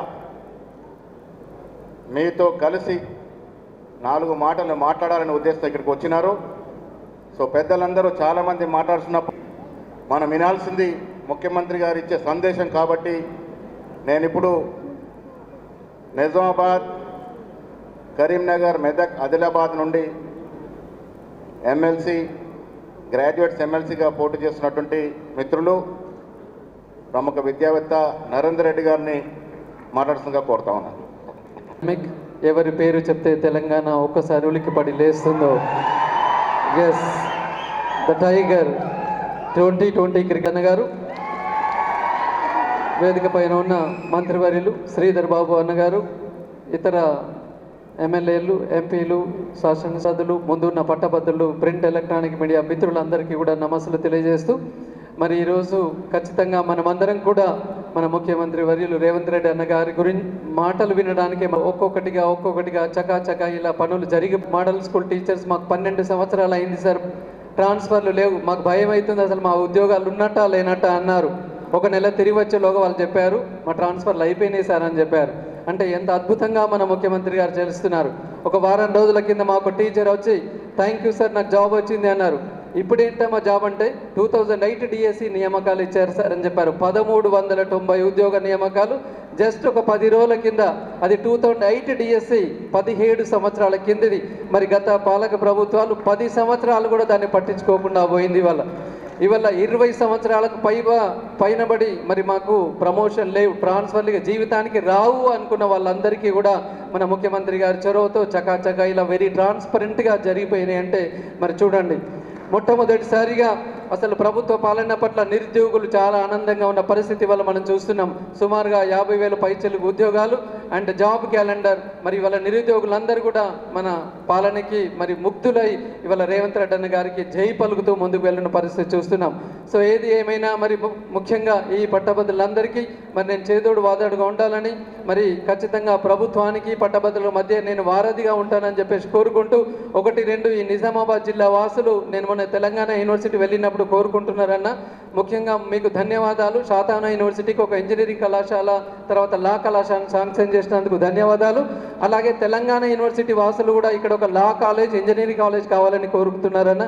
అది కావాలని చెప్పేసి ఖచ్చితంగా మరి మేము మిమ్మల్ని మనస్ఫూర్తిగా అభ్యర్థిస్తున్నాం. ఇవాళ ఒక ఉర్దూ జూనియర్ కళాశాల 10 సంవత్సరాల కింద బిల్డింగ్ కన్స్ట్రక్షన్ అయింది, కానీ అందులో షిఫ్ట్ కావట్లేదు అంటున్నారు. మరి ముఖ్యమంత్రి వర్యులు గారిని ఆ ఉర్దూ గర్ల్స్ జూనియర్ కాలేజ్ని నూతన భవనానికి షిఫ్ట్ చేయాలని చెప్పేసి కూడా కోరుతున్నాం. ఇవాళ తెలంగాణ యూనివర్సిటీని మన ముఖ్యమంత్రి గారి ఆధ్వర్యంలో ఖచ్చితంగా మరి ఉస్మానియాకు ధీటుగా ఇక్కడ చేయడానికి ఇక్కడ ఉన్న మరి నిజామాబాద్ ప్రజాప్రతినిధులతోటి అవకాశం ఇస్తే నేను వారితో కలిసి పనిచేస్తానని చెప్పేసి సందర్భంగా కోరుతూ, మరి ఇంకా ఎన్నో విషయాలు ఇవాళ పట్టభద్రులై 317 జీవో గురించి చెప్తున్నారు. ఇవాళ మన ముఖ్యమంత్రి గారు స్పౌస్ కేసెస్ కావచ్చు, మ్యూచువల్ కావచ్చు, మెడికల్ కావచ్చు, అన్నీ కూడా అయిపోయినాయి. ఒక స్థానికత అది మన చేతుల్లో లేదు కాబట్టి అయిపోయింది. ఇలా ఎన్నో కూడా చకాచకా మరి చేసిన వారికి మరి మనందరం కూడా ఎప్పటికీ రుణపడి ఉండాలి. ఈ సందర్భంగా మా సోదరులు యాజమాన్యాలు స్కాలర్షిప్తో కొంచెం ఇబ్బంది పడుతున్న విషయం తెలిసిందే. మరి ముఖ్యమంత్రి వర్యులు గారిని వారందరి తరఫున నేను మరి రిక్వెస్ట్ చేస్తున్నాను, అన్నగారు అట్లీస్ట్ 2-3 మంత్స్లో అట్లీస్ట్ కొంచెమైనా రిలీజ్ చేసి మా వారికి ఉపశమనం కల్పించాలని చెప్పేసి వారి తరఫున నేను మిమ్మల్ని అభ్యర్థిస్తూ, మరి అవకాశం వస్తే తప్పకుండా పట్టభద్రులకి ప్రభుత్వానికి మధ్య వారధిగా ఉంటూ మీలో కొడిగా ఉంటూ సేవ చేస్తాను.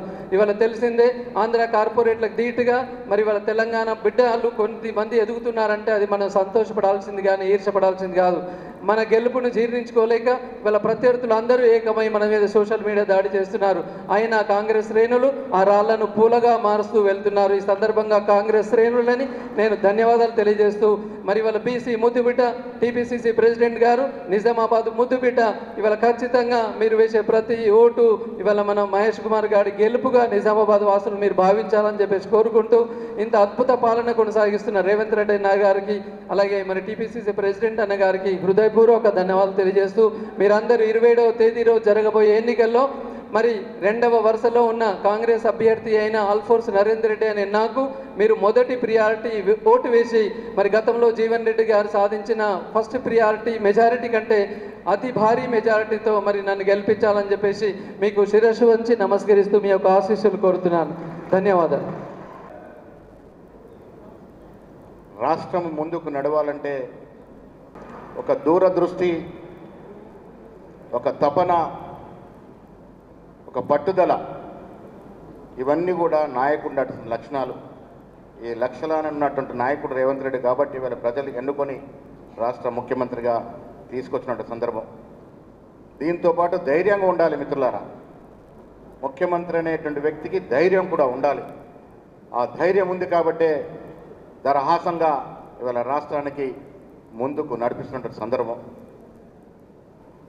యువకుడిగా ఆయన ఉరుకులు పరుగులు పెడుతూ, మంత్రివర్గాన్ని ఉరుకులు పరుగులు పెట్టిస్తూ మా అందరినీ ఉరికిస్తున్నటువంటి యువ నాయకుడు రేవంత్ రెడ్డి గారు ఇలా ముఖ్యమంత్రిగా ఉన్నారు. ఇలా వీరి గురించి ఫామ్ హౌస్లో నిద్రిస్తున్నటువంటి నాయకులు మాట్లాడుతూ ఉన్నారు. వారు నిద్రపోతూ రాష్ట్రాన్ని నిద్రపూస్తూ వారి పార్టీని శాశ్వతంగా నిద్రలోకి నెట్టినటువంటి కేసీఆర్ ఇవాళ మా గురించి మాట్లాడుతూ ఉన్నారు. మిత్రులారా, ఇవాళ గ్రాడ్యుయేట్స్ ఎన్నిక, మేధావులు ఎన్నుకోబడేటువంటి ఎమ్మెల్సీ ఎన్నిక. ఇవాళ రాష్ట్రం ఎందుకోసం తెచ్చుకున్నాం? తెలంగాణ రాష్ట్రం వస్తే మా ఉద్యోగులు మాకు వస్తాయని, మా నీళ్లు మేము పారించుకుంటామని, మా పరిపాలన మేము సుపరిపాలనగా చేసుకుంటామని. దానికోసం కదా తెలంగాణ తెచ్చుకుంది. తెలంగాణ తెచ్చుకున్న తెలంగాణలో ఆశల పరలో ఊరడించినటువంటి కేసీఆర్ యావత్ 10 సంవత్సరాల్లో ఇచ్చినటువంటి ఉద్యోగుల సంఖ్య 50,000 దాటలే. ప్రభుత్వ ఉద్యోగాలు చిత్తశుద్ధి ఉంది కాబట్టి రేవంత్ రెడ్డి గారు ముఖ్యమంత్రి అయిన తర్వాత కాంగ్రెస్ ప్రభుత్వం 9 మాసాల్లో 56,000 ఉద్యోగాలు ఇచ్చినటువంటి సందర్భం. 9 మాసాల్లో 56,000 ఉద్యోగులు ఇచ్చినటువంటి కాంగ్రెస్ పార్టీ భవిష్యత్తులో కూడా ముఖ్యమంత్రి గారి సమక్షంలో చెప్తా ఉన్నాను, ఖాళీలు ఉన్నటువంటి న్యాయంగా ఖాళీ ఉన్నటువంటి ప్రతి ఖాళీ స్థలాన్ని నింపుతాము. అది 1,00,000 దాటవచ్చు, 2 లక్షలు దాటవచ్చు, అన్ని ఉద్యోగాలు ఇచ్చి తీరుతామనే మాట కూడా ఈ సందర్భంగా మీ పట్టభద్రులందరూ కూడా ఆశ్వాసం ఇస్తా ఉంది కాంగ్రెస్ పార్టీ. చాలామంది మహిళా సోదరులు ఉన్నారు ఇక్కడ. 35 నుంచి 40,000 మంది వరకు మహిళలకు ఉద్యోగాలు వచ్చాయి ఈ సంవత్సరంలో. కాంగ్రెస్ ప్రభుత్వం నడుస్తున్న సంవత్సరం అనే మాట కూడా ఈ సందర్భంగా మనవి చేస్తా ఉన్నాను. పట్టభద్రులు అభివృద్ధిని చేసి చూసి ఓటాల్సినటువంటి పరిస్థితి. మిత్రులారా, భగవంతుడు అందరికీ సమానమే. మేము కూడా భగవంతుడు పూజ చేయందే బయటికి రాము. భగవంతుడు ఉండాల్సిన చోట గౌరవంగా భగవంతుడు ఉంటాడు. మీరు ఏం చేశారు ఈ 10 ఏళ్ళలో అది చెప్పి ఓటు అడగాల్సింది నేను బీజేపీ నాయకులు ప్రశ్నిస్తా ఉన్నాను. 2014 నుంచి ఇప్పటి వరకు 2 కోట్ల ఉద్యోగాలు ఉన్న వ్యక్తులు ఆ 2 కోట్లు కాదు కదా, ఉన్న ఉద్యోగాలను పీకేశారు, ఉన్న ప్రభుత్వ రంగ సంస్థల్ని మూసేశారు. ఏ ముఖం పెట్టుకుని ఓట్లు అడుగుతా ఉన్నారు? ఇవాళ ఉపాధి ఇవ్వరు, అదాని అంబాలని పెంచుతారు. వారు ఇవాళ వచ్చి ఓటు అడుగుతా ఉన్నారు. మిత్రులారా, ఈ ప్రాంతంలో 4 ఎంపీలతో పాటు కేంద్ర మంత్రి ఉన్నాడు. కేంద్ర బడ్జెట్లో మీరు తీసుకొచ్చింది 0. ఏ ముఖం పెట్టుకొని వచ్చి మీరు ఓట్లు అడుగుతారు? అది మీరు అడగాల్సిందిగా నేను విజ్ఞప్తి చేస్తా ఉన్నాను. ప్రతి పట్టభద్రుడు వాళ్ళు వచ్చినప్పుడు అడగాలి. కేంద్రంలో 0 తీసుకొచ్చిన మీరు ఇలా ఏ ముఖం పెట్టుకొని ఓట్లు అడుగుతారనే ప్రశ్న వారికి వేయాల్సిందిగా మేము విజ్ఞప్తి చేస్తూ ఉన్నాను. కాంగ్రెస్ పార్టీకి ఓటు ఎందుకు వేయాలో ఘనంగా ధైర్యంగా చెప్తా ఉన్నాం. ఈ రాష్ట్రంలో అభివృద్ధి జరుగుతూ ఉంది. ఐటీ మంత్రిగా చెప్తా ఉన్నారు ఇప్పుడే. నిజామాబాద్ ఐటీ టవర్ ఉంది. టవర్ తప్ప ఏమీ లేదు. దానికి సరిపడేటువంటి నిధులు విధులు కంపెనీలు తీసుకొస్తానని ఇప్పుడే శ్రీధర్ బాబు గారు మాటిస్తూ ఉన్నారు. నిజామాబాద్లో ఐటీ స్థాపన కొరకు కృషి చేస్తారన్న మాట వారు ఇస్తూ ఉన్నారు. ఉద్యోగాలు ఇస్తూ ఉంది కాంగ్రెస్ ప్రభుత్వం, సంక్షేమం ఇస్తూ ఉంది. దయచేసి నరేంద్ర రెడ్డి గారిని ఆశీర్వదించాల్సిన మీ అందరూ నేను కోరుతా ఉన్నాను. శ్రీధర్ బాబు గారు కూడా థ్యాంక్స్ చెప్తా ఉన్నాను. త్వరలోనే మీరు అది కార్యరూపం దాల్చాల్సిన విజ్ఞప్తి చేస్తూ ఉన్నాను. జూపల్లి కృష్ణారావు కూడా ఇక్కడ మంత్రిగా యాక్టివ్గా ఉన్నారు. నిజామాబాద్ జిల్లా అన్ని కోణంలో అభివృద్ధి చేసుకుని ముందుకు పోతా ఉన్నాం. ముఖ్యమంత్రి గారికి జిల్లా మీద ప్రత్యేక దృష్టి ఉంది. ఆనాడు రైతుల యొక్క ఉద్యమాన్ని మొట్టమొదటిసారిగా నిజామాబాద్ ప్రారంభించిన చరిత్ర ఉంది. అందుకే వారికి దీని మీద ప్రత్యేక శ్రద్ధ ఉంది. కాబట్టి వచ్చే రోజుల్లో అన్ని రంగాల్లో అభివృద్ధి చేసుకుంటూ ముందుకు స్పీడ్గా పోతామనే విశ్వాసం ఇక్కడ ప్రకటిస్తూ నేను ఇప్పుడు మిగతా మీటింగ్లో పోవాల్సింది కాబట్టి పెద్దలందరూ మాట్లాడుతున్నప్పుడు కూడా సమయం లేనందువల్ల మీరు ఎవరి కోసమైతే ఎదురు చూస్తున్నారో, ఎవరు మాట్లాడినాల్సి అనుకుంటున్నారో శ్రీ రేవంత్ రెడ్డి గారిని మాట్లాడుతుందిగా కోరుతా ఉన్నాను.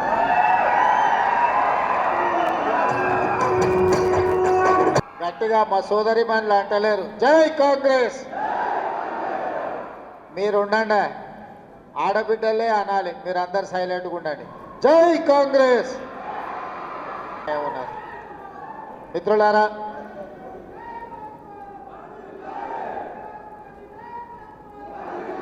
ఈరోజు షబ్బీర్ గారిని, మదన్ మోహన్ రావు గారిని,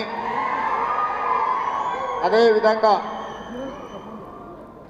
సీనియర్ నాయకులను, శాసనసభ్యులను, శాసనమండలి సభ్యులను, ప్రాణ సమానులైన కాంగ్రెస్ పార్టీ కార్యకర్తల్ని అందరినీ ఆహ్వానించి ఈ ఆత్మీయ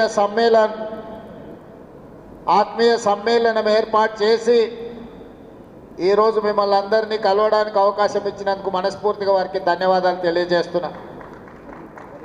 మిత్రులారా, ఈ సమావేశం కాంగ్రెస్ పార్టీ కార్యకర్తల సమావేశం ఒక్కటే కాదు.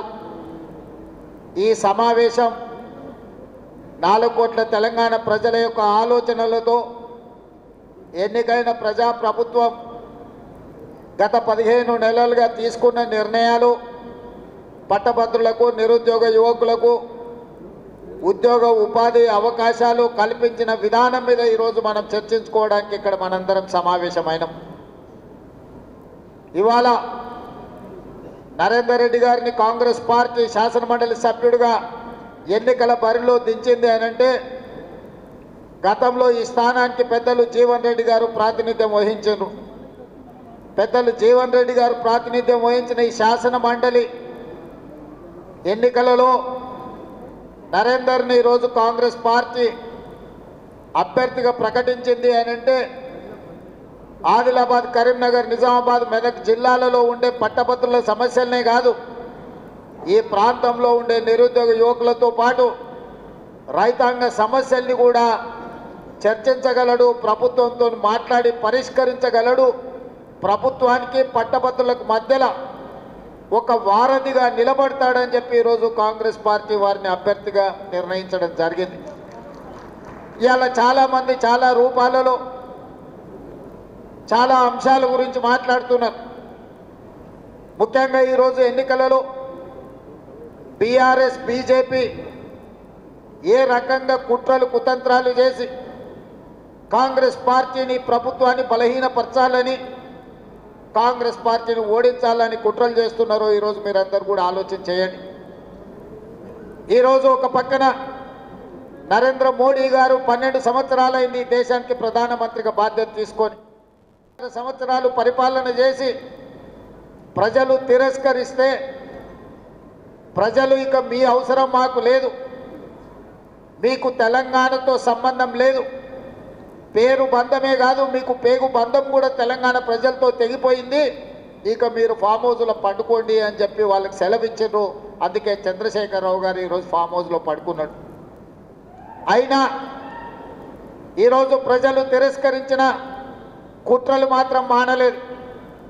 ఇవాళ పదే పదే బీఆర్ఎస్ వాళ్ళు మాట్లాడుతున్నారు, కాంగ్రెస్ పార్టీ ఎన్నికల్లో ఎట్లా గెలుస్తుంది, కాంగ్రెస్ పార్టీ ఓడాలి అని అంటున్నారు. నేను అడుగుతున్న బీఆర్ఎస్ నాయకులను, అసలు మీరు ఏ అభ్యర్థికి ఓటేయమని చెప్తున్నారో మొట్టమొదట మీరు తెలంగాణ ప్రజలకు చెప్పండి. ఈ 4 జిల్లాలలో ఉన్న పట్టభద్రులకు, మెదక్, నిజామాబాద్, కరీంనగర్, ఆదిలాబాద్లో ఉన్న పట్టభద్రులకు బీఆర్ఎస్ నాయకులు ఏ అభ్యర్థికి ఓటేసి కాంగ్రెస్ పార్టీ అభ్యర్థిని ఓడించమని విజ్ఞప్తి చేస్తున్నారని నేను అడుగుతున్నా. ఇవాళ కాంగ్రెస్ పార్టీని ఎట్టి పరిస్థితుల్లో గెలిపించొద్దని మీరు మాట్లాడుతున్నారు. ఈరోజు మీ పరిస్థితి మీరు ఎప్పుడైనా అంచనా వేసుకున్నారా? 2023 డిసెంబర్లో జరిగిన ఎన్నికల్లో మీరు అధికారం కోల్పోయిన, 2024 మే, జూన్లో జరిగిన పార్లమెంట్ ఎన్నికల్లో మీకు గుండు 0 వచ్చింది, 8 సీట్లలో డిపాజిట్లు జప్తు అయిపోయినాయి. ఇవాళ 2025 ఫిబ్రవరి శాసనమండలి ఎన్నికల్లో మీకు ఎన్నికల బరిలో దించడానికి అభ్యర్థి దొరకలేదు. ఈరోజు ఎన్నికల పోటీలో నిలబడని రాజకీయ పార్టీ ప్రధాన ప్రతిపక్షం అని చెప్పుకునే బీఆర్ఎస్ ఇవాళ మీకు రాజకీయ పార్టీగా చెప్పుకోవడానికి మీకు అర్హత ఉన్నదా అని నేను అడుగుతున్నా. స్పష్టంగా తెలంగాణ ఉద్యమంలో ముందు భాగాన నిలబడి తెలంగాణ రాష్ట్రాన్ని సాధించడంలో ఈరోజు విజయం సాధించింది పట్టభద్రులు. ఈ పట్టభద్రులే నిరుద్యోగ యువకులుగా, ఉద్యోగ సంఘాల నాయకులుగా తెలంగాణ ఉద్యమాన్ని ముందుండి నడిపించి తెలంగాణ రాష్ట్రాన్ని సాధించిన వాళ్ళు ఎవరైనా ఉన్నారు అని అంటే ఈరోజు తెలంగాణ రాష్ట్రంలో పట్టభద్రులు అని చెప్పక తప్పదు. మరి తెలంగాణ ఉద్యమాన్ని ముందుండి నడిపించిన పట్టభద్రులు ఇవాళ ఓటర్లుగా ఉన్న శాసన మండలి ఎన్నికల్లో బీఆర్ఎస్ పోటీ చేయకుండా ఈరోజు అభ్యర్థి దొరకక ఎన్నికల బరిలో నిలబడని బీఆర్ఎస్ ఇవాళ కాంగ్రెస్ పార్టీని ప్రశ్నించే అర్హత ఆ పార్టీకి ఉన్నదని నేను అడుగుతున్నా. అందుకే నేను అడుగుతున్నా ఈరోజు బీఆర్ఎస్ నాయకులను, 10 నెలల పరిపాలన చేసిన కాంగ్రెస్ పార్టీని ఇవాళ ఏమీ చేయలేదని మీరు అడుగుతున్నారు కదా, 10 ఏళ్లలో మీరు ఏం చేసిందని నేను అడుగుతున్నా. ఇవాళ నేను చెప్పదలుచుకున్నా, ఇవాళ నేను మీ అందరి ముందు విజ్ఞప్తి చేయదలుచుకున్నా. ఈ సమావేశంలోకి వచ్చిన మిత్రులే కాదు, ఈ సమావేశాన్ని చూస్తున్న పట్టభద్రులందరూ మీరు గుండెల మీద చెయ్యి పెట్టి ఒక్కసారి ఆలోచన చేయండి. నేను ఎవరిని తిడతలేను, ఎవరిని ప్రశ్నిస్తలేను. ఇవాళ ఈ పార్లమెంట్ ఎన్నికల తర్వాత మాకు వచ్చిన అవకాశం 8 నుంచి 9 నెలలే పరిపాలన చేయడానికి. 2023 డిసెంబర్లో మేము అధికారం చేపట్టిన కొద్ది రోజులకే పార్లమెంట్ ఎన్నికలు వచ్చి, ఎన్నికల కోడ్ వచ్చి మేము పరిపాలన చెయ్యడానికి అవకాశం రాలే.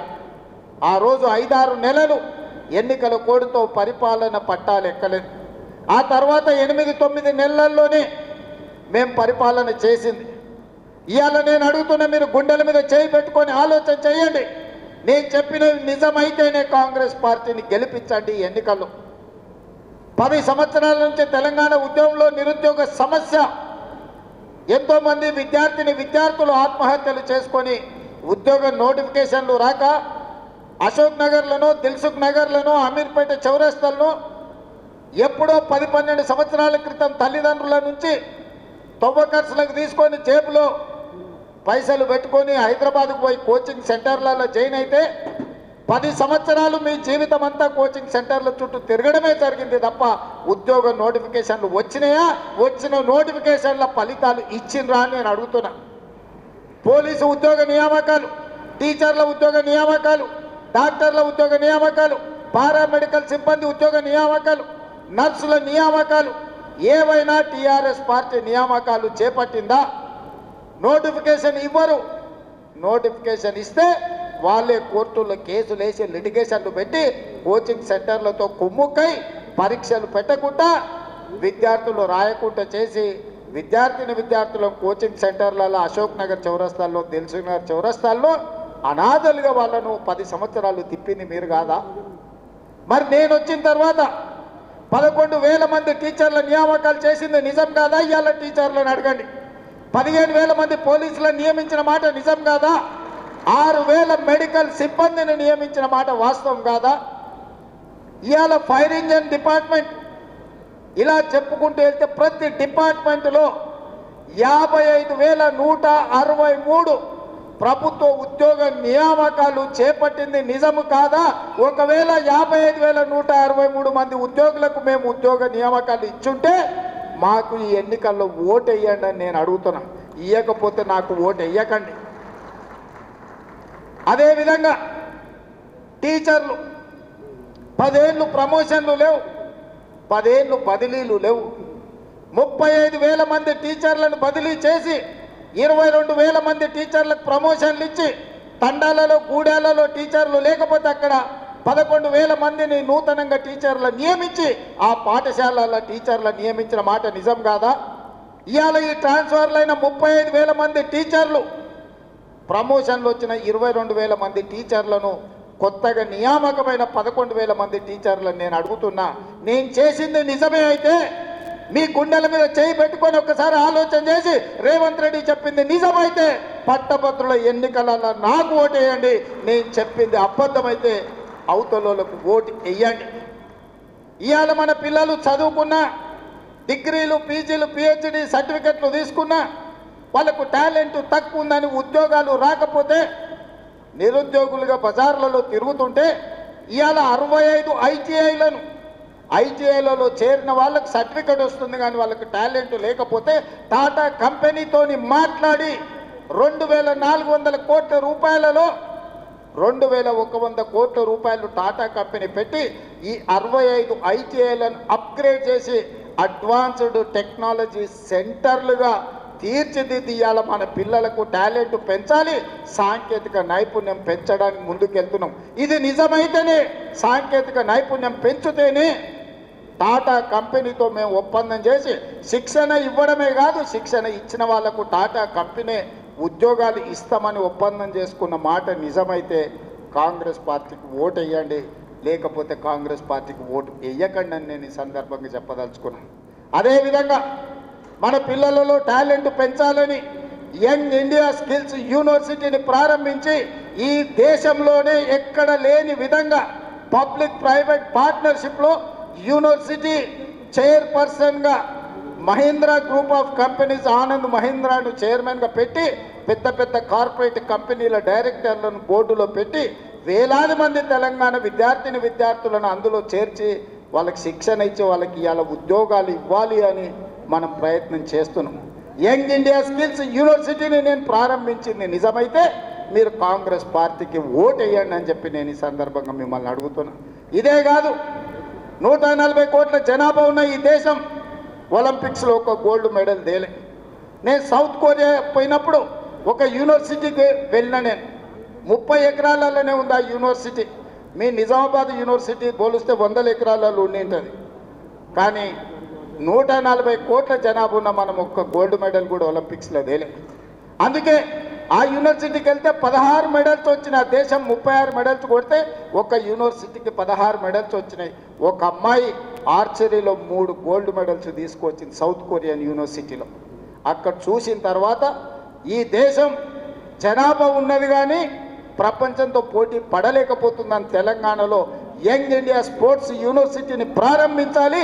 మన యువతను టాలెంటెడ్ విద్యార్థులుగా తీర్చిదిద్దాలి, స్పోర్ట్స్లో రాణించాలి అని చెప్పి ఇవాళ మనం యంగ్ ఇండియా స్పోర్ట్స్ యూనివర్సిటీని మనం ప్రారంభించి మట్టిలో మాణిక్యాలను గ్రామీణ ప్రాంతాలలో ఉన్న విద్యార్థుల్లో ఉన్న నైపుణ్యాన్ని ఇవాళ బయటికి తీయాలని మనం ప్రయత్నం చేస్తున్నాం. అదే కాదు, ఈ నిజామాబాద్ టౌన్లో నిలబడి మాట్లాడుతున్నా, మీ ఊర్లో ఇక్కడ మీ మీ మీ మీ కాలనీలో తిరిగిన నిఖత్ జరీన్ బాక్సింగ్లో ఛాంపియన్షిప్ తీసుకొస్తే నిఖత్ జరీన్కి గ్రూప్ 1 జాబ్ డిఎస్పీ జాబ్ ఇచ్చి 2 కోట్ల రూపాయల నగదు ఇచ్చి మీ నిజామాబాద్ బిడ్డను ఈరోజు గ్రూప్ 1 డిఎస్పీ ఆఫీసర్గా నేను నియమించింది నిజమైతే మీరు కాంగ్రెస్ పార్టీకి ఓటు వేయండి, లేకపోతే కాంగ్రెస్ పార్టీకి ఓటు వేయకండి. ప్రపంచ కప్ క్రికెట్ను సాధించిన సిరాజ్ ప్రపంచ కప్లో ఇండియా టీం గెలవడానికి తన నైపుణ్యాన్ని ప్రదర్శించిన సిరాజ్ని ఈరోజు అతను చదువుకున్నది ఇంటర్మీడియట్ లోపే. గ్రూప్ 1 ఉద్యోగం ఇవ్వాలంటే అది సరిపోదు. ప్రభుత్వం అన్ని మినహాయింపులు ఇచ్చి ఈరోజు సిరాజ్ని గ్రూప్ 1 ఆఫీసర్గా ఒక డిఎస్పీ క్యాడర్ ఆఫీసర్గా ఈరోజు ఉద్యోగం ఇచ్చి క్రీడల్లో రాణించిన నిరుద్యోగ యువకులకు మీరు క్రీడలలో రాణిస్తే కూడా మిమ్మల్ని ప్రభుత్వం ఆదుకుంటుందని సిరాజ్కి ఈరోజు డిఎస్పీ క్యాడర్ ఉద్యోగం ఇచ్చింది నిజమైతే మీరు కాంగ్రెస్ పార్టీకి ఓటు వేయండి. ఇదే కాదు, పారా ఒలింపిక్స్లో దీప్తి అని వరంగల్ అమ్మాయి అంగవైకల్యాన్ని ఛేదించి మెడల్ సాధిస్తే ఆ అమ్మాయికి గ్రూప్ 2 ఉద్యోగం ఇవ్వడమే కాకుండా వరంగల్లో ఇంటి స్థలాన్ని ఇచ్చి 25 లక్షల రూపాయలు ఆర్థిక సహాయాన్ని అందించిన మాట నిజం కాదా? ఇవాళ అది నిజమైతేనే కాంగ్రెస్ పార్టీకి ఓటు వేయండి. ఇవన్నీ కూడా పట్టభద్రులు ఆలోచన చెయ్యాలి. ఈ ప్రభుత్వం వచ్చిన తర్వాత ఉద్యోగ సమస్యల్ని పరిష్కరించిందా లేదా, నిరుద్యోగుల గౌరవం పెంచే విధంగా నిర్ణయాలు తీసుకున్నదా లేదా మీరు ఆలోచన చేయండి. ఇదే కాదు, నిజామాబాద్ రైతులంటే దేశానికే తలమానికం. పంజాబ్ హర్యానా రైతులతో పోటీ పడి గిట్టుబాటు ధర విషయంలో కానీ రైతుల సమస్యల విషయంలో పోరాడాలి అని అంటే భారతదేశంలో హర్యానా పంజాబ్ రైతులతో పోటీ పడి నిరసన తెలపడంలో ప్రభుత్వాలను గడగడలాడించడంలో నిజామాబాద్ రైతులకు పెట్టిన పేరు. ఆనాడు రైతు ఉద్యమాలలో నేను ఇక్కడికి వచ్చిన తర్వాతనే కాంగ్రెస్ పార్టీకి అధ్యక్షుడు మోహన్ రెడ్డి ఆ రోజు ఈ కార్యక్రమాన్ని తీసుకొని పెద్దలు సుదర్శన్ రెడ్డి గారు వీళ్ళందరూ పెడితే నేను నిజామాబాద్ రైతు పోరాటాలకి ఇక్కడికి వచ్చిన. ఆ తర్వాత నేను పిసిసి అధ్యక్షుడిని అయినా. అలాంటి నిజామాబాద్ రైతులను నేను అడుగుతున్నా, మీరు చెప్పండి, 25,50,000 మంది రైతులకు 21,000 కోట్ల రూపాయలు 2 లక్షల వరకు రైతు రుణమాఫీ చేసి ఉంటేనే లెక్కలు చూసి మరీ కాంగ్రెస్ పార్టీకి ఓటేయండి. ఒకవేళ 2 లక్షల రూపాయల వరకు 25,000 50,000 మంది రైతులకు 21,000 కోట్ల రూపాయల రైతు రుణమాఫీ చేసింది నిజమైతేనే ఇవాళ కాంగ్రెస్ పార్టీకి ఓటు వేయండి.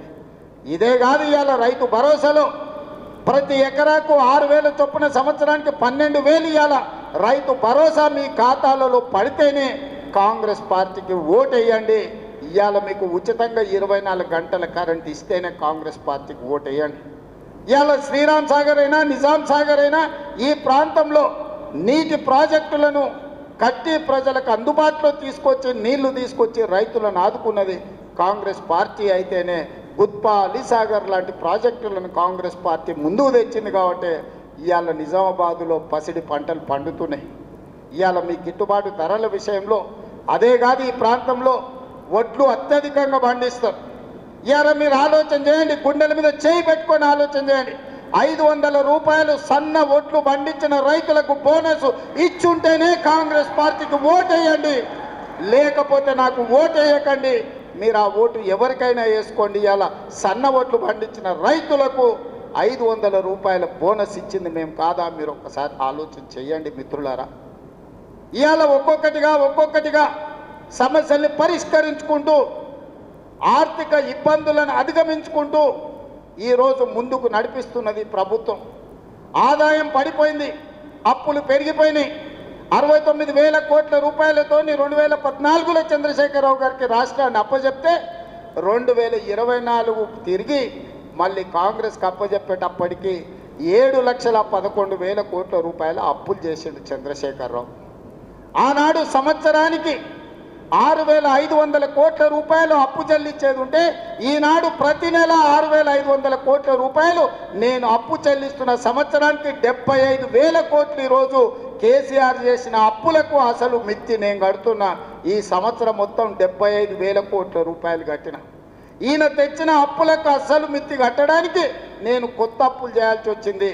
60,000 కోట్ల ఇప్పుడు అప్పు చేసి ఇంకో 15,000 కోట్ల రూపాయలు నేను సంపాదించింది కలిపి చంద్రశేఖరరావు చేసిన అప్పుకు నేను కప్పం కట్టిన 75,000 కోట్ల రూపాయలు. ₹1 తక్కువనా మీరు లెక్కలు అడగండి, అన్ని వివరాలు నేను ఇస్తా. ఇవాళ చంద్రశేఖరరావు మనల్ని అప్పుల కుప్పగా తయారు చేసిన రాష్ట్రాన్ని పరిష్కరించుకుంటూ ఒకటొకటిగా పరిష్కరిస్తూ ముందుకెళ్తున్నా. ఆనాడు ఈరోజు ప్రభుత్వ ఉద్యోగస్తులను నేను అడుగుతున్నా, మీ గుండెల మీద చేయి పెట్టుకొని మీరు ఆలోచన చేయండి. చంద్రశేఖరరావు ఉన్నన్ని రోజులు మీ జీతాలు ఎన్నడూ వచ్చినాయో మీరు లెక్క చూసుకోండి. మీ బ్యాంకులో ఖాతా తెచ్చుకొని చూసుకోండి. ఎన్నడూ మీ జీతం వస్తుందో మీకు తెలియని పరిస్థితి. 1 తారీఖు నాడు మీరు తెచ్చుకున్న అప్పులకు బ్యాంకులకు కట్టాలి, పాల పైసలు కట్టాలి, పిల్లల బడి ఫీజులు కట్టాలి, ఇంటి కిరాయి కట్టాలి. ఎన్నడైనా చంద్రశేఖరరావు ముఖ్యమంత్రి ఉన్నంత కాలం మీకు 1 తారీఖు నాడు జీతాలు వచ్చినాయా? నేను కాంగ్రెస్ పార్టీ అధికారంలోకి వచ్చిన తర్వాత ప్రతి నెల 1 తారీఖు నాడు మీకు జీతాలు వస్తున్నాయా లేదా? ఎవరెవరి ప్రభుత్వ ఉద్యోగస్తులకు ప్రతి నెల 1 తారీఖు నాడు జీతాలు వస్తున్నాయో వాళ్ళు గుండె మీద చెయ్యి పెట్టుకొని జీతం వస్తే నాకు ఓటేయండి, 1 తారీఖు నాడు జీతం రాకపోతే నాకు ఓటు వేయొద్దని నేను అడుగుతాను ఈరోజు ప్రభుత్వ ఉద్యోగస్తులను. ఇవాళ రిటైర్డ్ ఉద్యోగస్తులు 35 ఏళ్ళు ప్రభుత్వానికి సేవలు అందించి తమ జీవితాన్ని సర్వాన్ని ఈ రాష్ట్రానికి అందించిన ప్రభుత్వ ఉద్యోగులు రిటైర్ అయితే రిటైర్మెంట్ బెనిఫిట్స్ ఇవ్వడానికి ఈరోజు ప్రభుత్వం దగ్గర పైసలు లేని పరిస్థితి.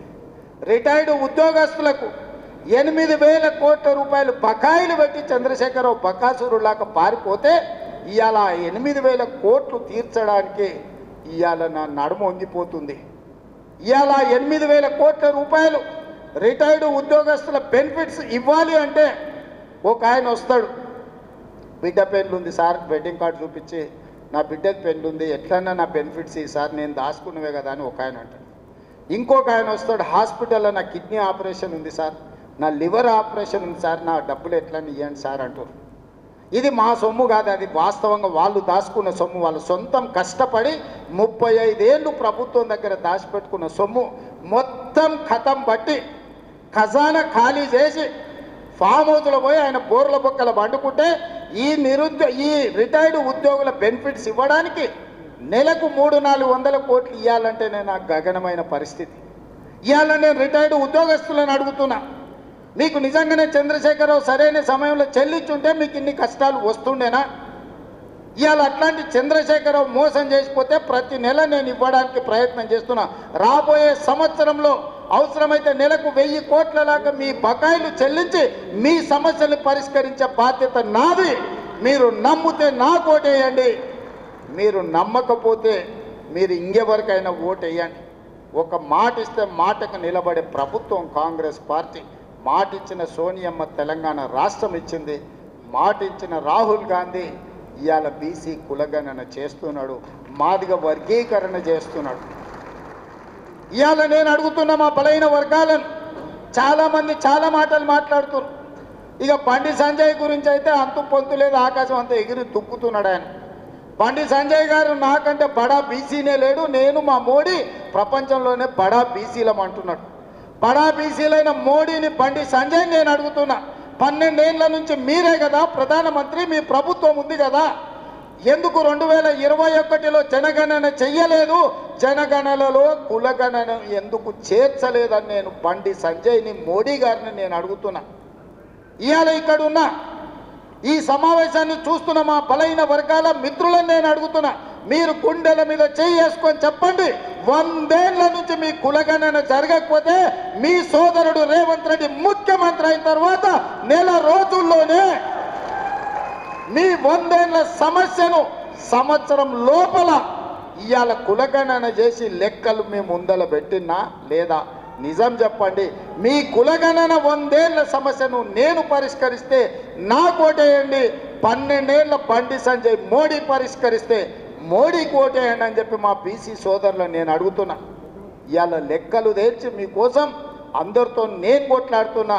తేల్చిన లెక్కలు తప్పని, మనం వండుకున్న అన్నంలో ఉప్పేసి తినకుండా చేయాలని బీజేపీ వాళ్ళు చేస్తున్న కుట్రను మీరు అర్థం చేసుకోండి అని మా బలైన వర్గాల సోదరులను అడుగుతున్నా. లెక్కలు తప్పున్నాయి అంటారు. బండి సంజయ్ కిషన్ రెడ్డి నేను సూటిగా అడుగుతున్నా, నేను లెక్క కట్టిన బలహీన వర్గాల లెక్క తప్పైతే తప్పెక్కడుందో ఎత్తి చూపించండి. తప్పని సొల్లువాగుడు ఆగుడు కాదు. ఈ ఫలానా దగ్గర ఫలానా బ్లాక్లో ఫలానా ఊర్లో మీరు చేసిన లెక్క తప్పు, ఈడ బీసీలు ఉంటే బీసీలను ఓసీలలో కలిపారు, లేకపోతే ఓసీలు ఉంటే తీసుకెళ్ళి ఎస్సీలలో కలిపారు అని మేము చేసిన లెక్క తప్పు ఉంటే మీరు లెక్క చూపియండి. సొల్లు మాటలు మాట్లాడి వేదిక మీద నుంచి ప్రజల్ని తప్పుదోవ పట్టించి ఇవాళ పక్కాగా లెక్క కట్టిన కులగణను తప్పంటే రేపు బలహీన వర్గాలకే తీరని నష్టం జరుగుతుంది. సమగ్ర కుటుంబ సర్వే నన్ను చిత్తు కాగితాన్ని తీసుకొచ్చి వాళ్ళ లెక్కలు చూపిస్తారు. సమగ్ర కుటుంబ సర్వే 12 గంటలలో చంద్రశేఖరరావు చేసి ఇదే సొక్కమైన లెక్క అని ఆయన చెప్తుండు. ఆ సొక్కమైన లెక్కలు ఆయన చెప్పింది ఎంత అంటే బీసీల లెక్క 51%. కానీ పక్కా లెక్క కట్టిన నేను ఇవాళ 56.33% అని బీసీల లెక్క తేల్చింది నేను. ఇది పెరిగినట్ట తగ్గినట్ట మా బీసీ సోదరులు ఆలోచన చేయాలి. మా జర్నలిస్టు మిత్రులు ఉన్నారు చాలా వరకు, అందులో కూడా బలైన వర్గాలు ఉన్నారు. మీరు లెక్కలు చూడండి, నా లెక్క కరెక్టా, నేను పెంచినా నేను చేస్తే లెక్క కడితే పెరిగిందా తగ్గిందా మీరు లెక్క చెప్పండి. చంద్రశేఖరరావు కట్టిన లెక్కలలో 21% ఓసీలు అన్నాడు, నేను కట్టిన లెక్కల్లో 15.29% ఓసీలు అని లెక్క తేలింది. ఇవాళ పెరిగినట్ట తగ్గినట్ట? ఎస్సీలో ఆయన 18% అన్నాడు, నేను పక్కా లెక్క చేసి 17.45% అని తేల్చిన. ఆయన ఎస్టీలు 10% అంటే నేను ఇవాళ లెక్క కట్టి 10.08% అని నేను కట్టిన. మైనారిటీల లెక్కనే లేదు ఆయన దాంట్లో. 51% బీసీలు, 21% ఓసీలు, 18% ఎస్సీలు, 10% ఎస్టీలు అని 100% లెక్క కట్టి చూపించాను. నేను పక్కాగా లెక్క కట్టి మైనారిటీలు 12.56% ఉన్నారు ఈ తెలంగాణ రాష్ట్రంలో. ముస్లిం మైనారిటీల లెక్క 12.56%, అందులో 10.08 బీసీలు, మిగతా వాళ్ళు ఓసీలు అని లెక్క కట్టి మైనారిటీల లెక్క కూడా తెచ్చిన ప్రభుత్వం మా ప్రభుత్వం. బండి సంజయ్ అంటుండు బీసీలను మైనారిటీలను తెచ్చి బీసీలలో ఎట్లా కలుపుతారని. నేను సూటికి వేదిక మీద నుంచి బండి సంజయ్ గారికి కిషన్ రెడ్డి గారికి నేను సవాల్ విసురుతున్నా. మైనారిటీలను రాజ్యాంగ పరంగా 1960 నుంచే నాకు తెలిసి బీసీలలో బీసీ రిజర్వేషన్లు పొందినరు. ఇవాళ దూదేకులు కానీ, తురక చాకలి కానీ, తురక మంగలి కానీ ఇట్లా 29 కులాలు బీసీలు ఇవాళ మైనారిటీలు బీసీల రిజర్వేషన్లు పొందుతారు.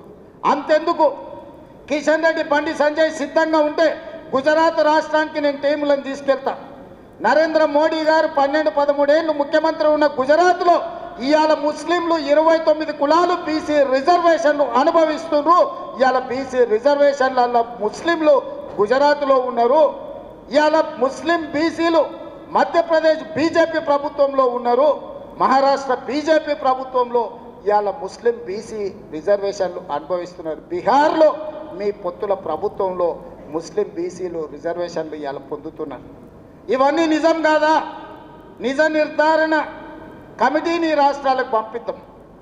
ఇవాళ ఉత్తగానే భావోద్వేగాలు రెచ్చగొట్టాలి, ఎన్నికల్లో లబ్ధి పొందాలని కిషన్ రెడ్డి బండి సంజయ్ కేంద్ర మంత్రులుగా ఉండి అబద్ధాలు చెప్పుకుంటా వీధి నాటకాలు వేస్తున్నారు. ఈ దేశంలో రాజ్యాంగం పరంగా వాళ్ళకు కూడా వచ్చిన రిజర్వేషన్లు బీసీ ఈ గ్రూప్లో ఉన్నారు. ఇవాళ బీసీ రిజర్వేషన్లు 5 కేటగిరీల కింద ఉన్నారు. ఏ బి సి డి ఈ వచ్చేసి మెజారిటీ ఇవాళ ముస్లిం మైనారిటీల రిజర్వేషన్లు వచ్చినాయి. దూదేకులోళ్ళు బీసీ బి గ్రూప్లో ఉన్నారు. ఇది నేను ఇచ్చింది కాదు, డాక్టర్ బాబాసాహెబ్ అంబేద్కర్ ఇచ్చిన రిజర్వేషన్ల నుంచి దూదేకుల వాళ్ళు ఇవాళ బీసీ బి రిజర్వేషన్లు ఉన్నారు. ఇవన్నీ రేవంత్ రెడ్డి నిన్నమన్న తెచ్చినాయి కాదు. నేను ఎవరిని ఎందులో నేర్చలే.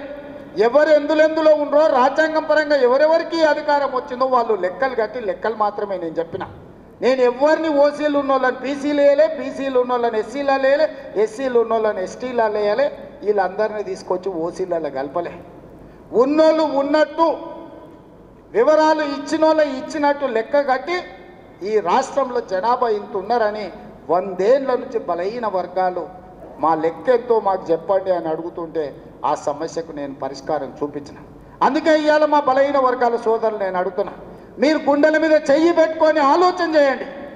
100 ఏళ్ళ మీ సమస్యకు రేవంత్ రెడ్డి పరిష్కారం చూపించి 1 సంవత్సరంలోనే మీ కులగణన చేసి మీ ఆత్మగౌరవాన్ని నిలబెట్టుంటే మీరు నాకు ఓటేయండి. మీ ఆత్మగౌరవం నేను నిలబెట్టలేదు, మీకు నష్టం చేసిన అంటే మీరు ఎవరికి ఓటేసుకున్నా పర్వాలేదు అని చెప్పి నేను నిజామాబాద్ వేదిక నుంచి మిమ్మల్ని అడుగుతున్న మిత్రులారా. ఇవాళ మా మాదిగ ఉపకులాల సోదరులు మా డాక్టర్ లక్ష్మీకాంతరావు గారి నుంచి ఇక్కడ ఉన్నారు. చాలామంది మా దళిత సోదరులు వేదిక మీద ఉన్నారు, ఎమ్మెల్యేలుగా ఎమ్మెల్సీలుగా రకరకాల హోదాలలో.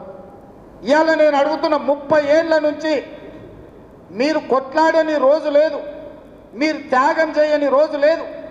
మీరు ఇన్ని కొట్లాడి గల్లీ నుంచి ఢిల్లీ వరకు కొట్లాడారు. మోడీని మీ కృష్ణమాదిగా కౌగిలించుకున్నాడు, మోడీ కృష్ణమాదిగా ముద్దు పెట్టిండు, కానీ మీ లెక్క చెప్పిన వర్గీకరణ చేసిండా?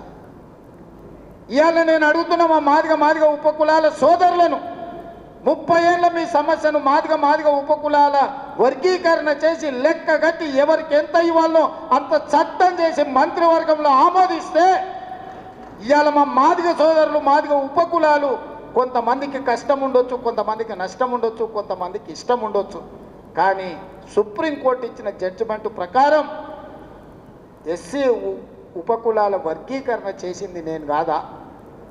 ఇవాళ నేను అడుగుతున్న మా ఎస్సీ సోదరులను, ఎస్సీ వర్గీకరణ చేసింది రేవంత్ రెడ్డి అయితే నరేందర్కు ఓటేయండి, నరేందర్ను గెలిపించండి.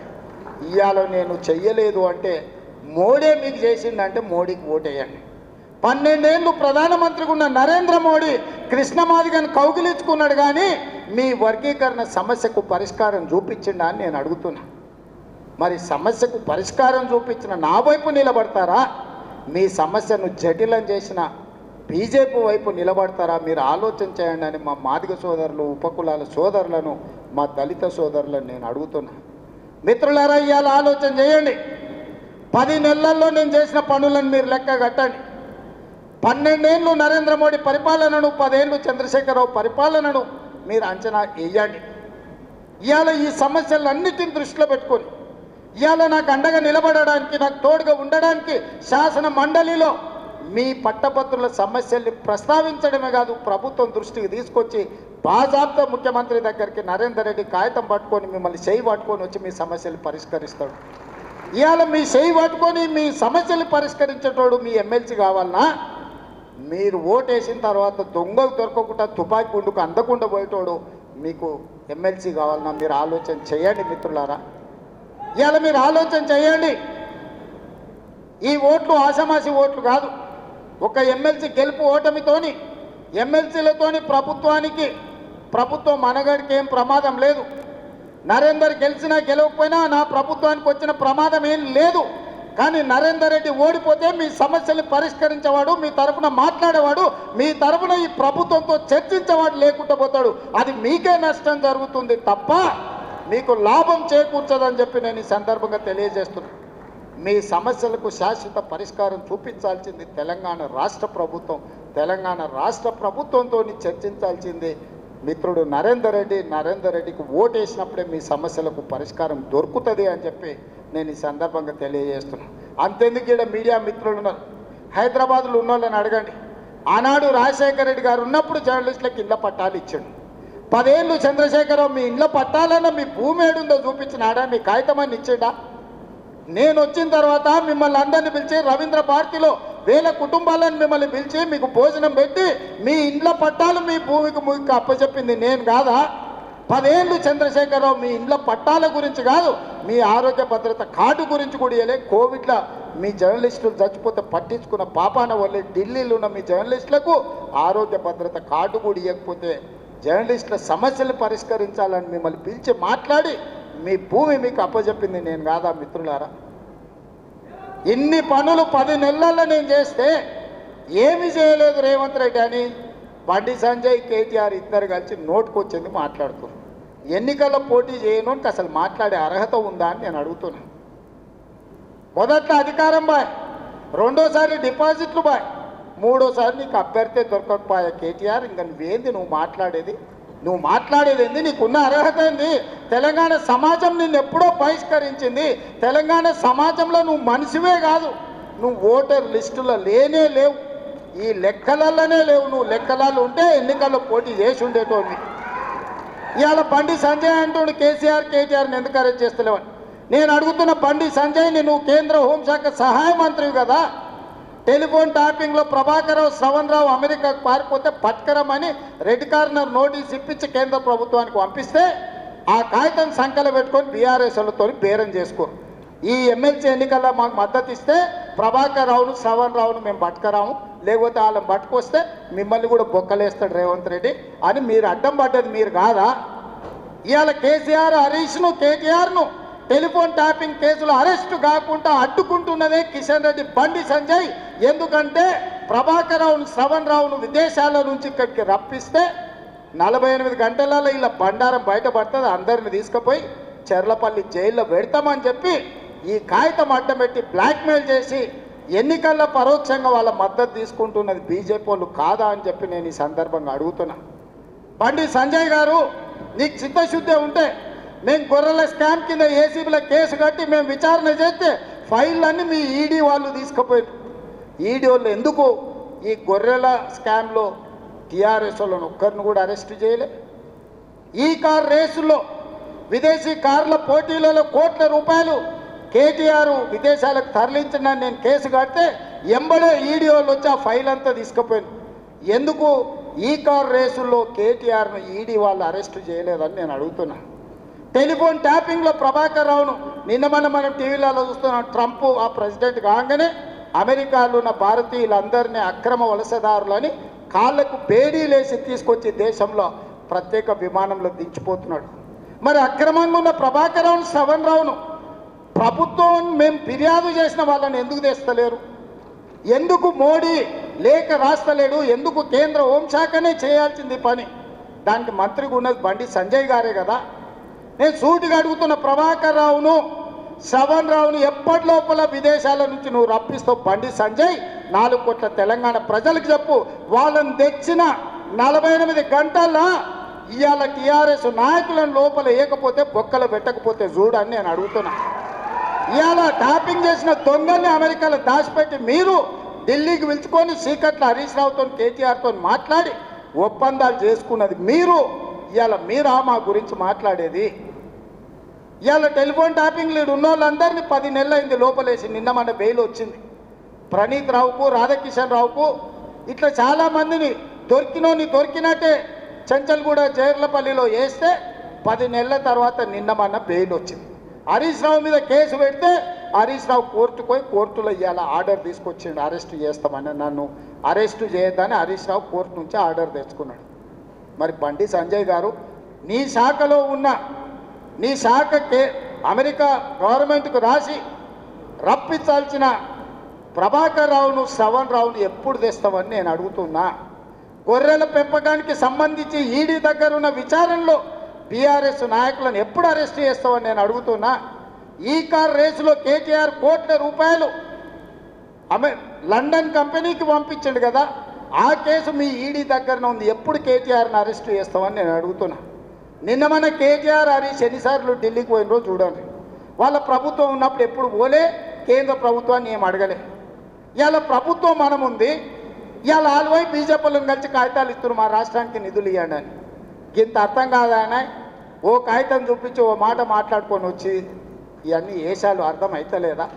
ఇవాళ ఒప్పందంలో భాగంగానే బీజేపీల కాళ్ళు పట్టుకోవడానికి, బీజేపీలు వీళ్ళని కాపాడడానికి ఇద్దరు కలిసి సీక్రెట్లో మాట్లాడుకొని మన నిఘా అధికారులు ఇవి బయట పెడతారని చెప్పి ఉత్తగానే కాగితాలు ఇచ్చినట్టు ఫోటో దిగుతుండు. సిల్లి గవర్నర్ తెచ్చినవా? నితిన్ గడ్కరీకి కాగితం ఇచ్చినావు కేటీఆర్?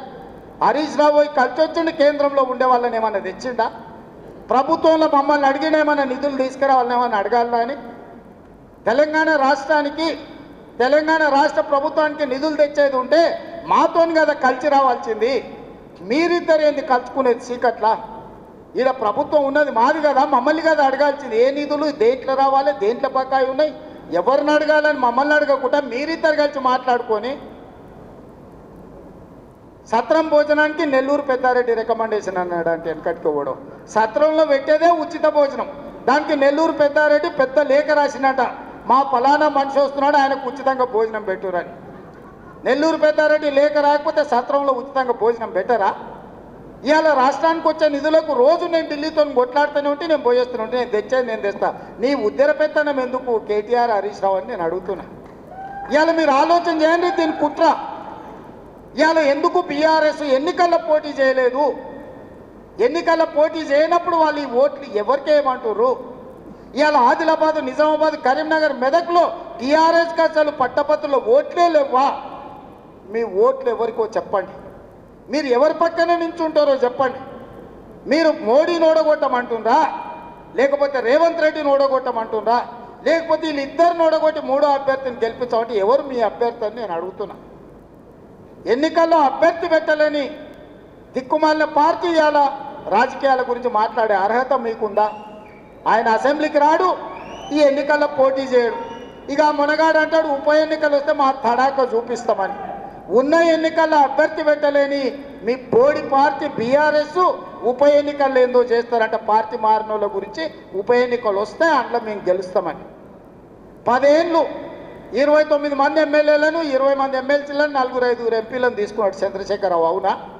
2014 నుంచి 2023 వరకు 10లలో ఎమ్మెల్యేలను, ఎమ్మెల్సీలను, ఎంపీలను తీసుకున్నాడు. ఉప ఎన్నికలు ఒకటే వచ్చినాయా? మరి ఆ 10 ఏళ్లలో రాని ఉప ఎన్నికలు ఇప్పుడు ఎట్లకెళ్ళి వస్తాయి? అప్పుడు గదే స్పీకర్ ఉన్నాడు, అప్పుడు గవే కోర్టులు ఉన్నాయి. ఇప్పుడు గదే స్పీకర్ ఉన్నాడు, ఇప్పుడు గవే కోర్టులు ఉన్నాయి. ఎట్లు ఉప ఎన్నికలు వస్తాయి నాకు చెప్పురా అని అడుగుతున్నా. మీరు 10 ఏళ్ళు ఉన్నప్పుడు తెలుగుదేశంలో గెలిచిన శ్రీనివాస్ యాదవ్ను మంత్రిని చేస్తుంది, కాంగ్రెస్లో గెలిచిన సబితమ్మని మంత్రిని చేస్తుంది. సిగ్గు లేకుండా ఉన్న ఎమ్మెల్యేలందరినీ మీ పార్టీ కడువలు కప్పి మీ చుట్టూతో తిప్పుకుంటారు. అప్పుడు ఉప ఎన్నికలు రాందంటే ఇప్పుడు ఉప ఎన్నికలు వస్తాయట. ఆయన అందులో చూపిస్తాడట. వెనకడికి కూడా కూట్లున్న రాయి తీయలేదట, కానీ ఏట్లో పోయి మునిగి పెద్ద బండరాయి తీస్తాను పొంకనాలు కూర్చిండంట వెనకట్టుకోవడం. ఇవాళ కేసీఆర్ మాటలు గట్టినే ఉన్నాయి. ఉప ఎన్నికలు వస్తున్నాయి, సిద్ధంగా ఉండేవారు, మనం గెలుస్తున్నామని. ఉన్న ఎన్నికల్లో పోటీ చెయ్యి. ఈ ఎన్నికల్లో నీ అభ్యర్థి ఎవడో చెప్పు. నువ్వు ఎవరికి ఓటేస్తున్నావు, ఎవరికి మద్దతు ఇస్తున్నావో చెప్పు చంద్రశేఖరరావు. ఉద్దర మాటలు వద్దు, ఉద్దర గప్పాలు వద్దు. నీది గతమే, నీకు భవిష్యత్తు లేదు. నీకు ఒకవేళ భవిష్యత్తు ఉంటే ఎన్నికల్లో నీ ఓటు ఎవరికో చెప్పు.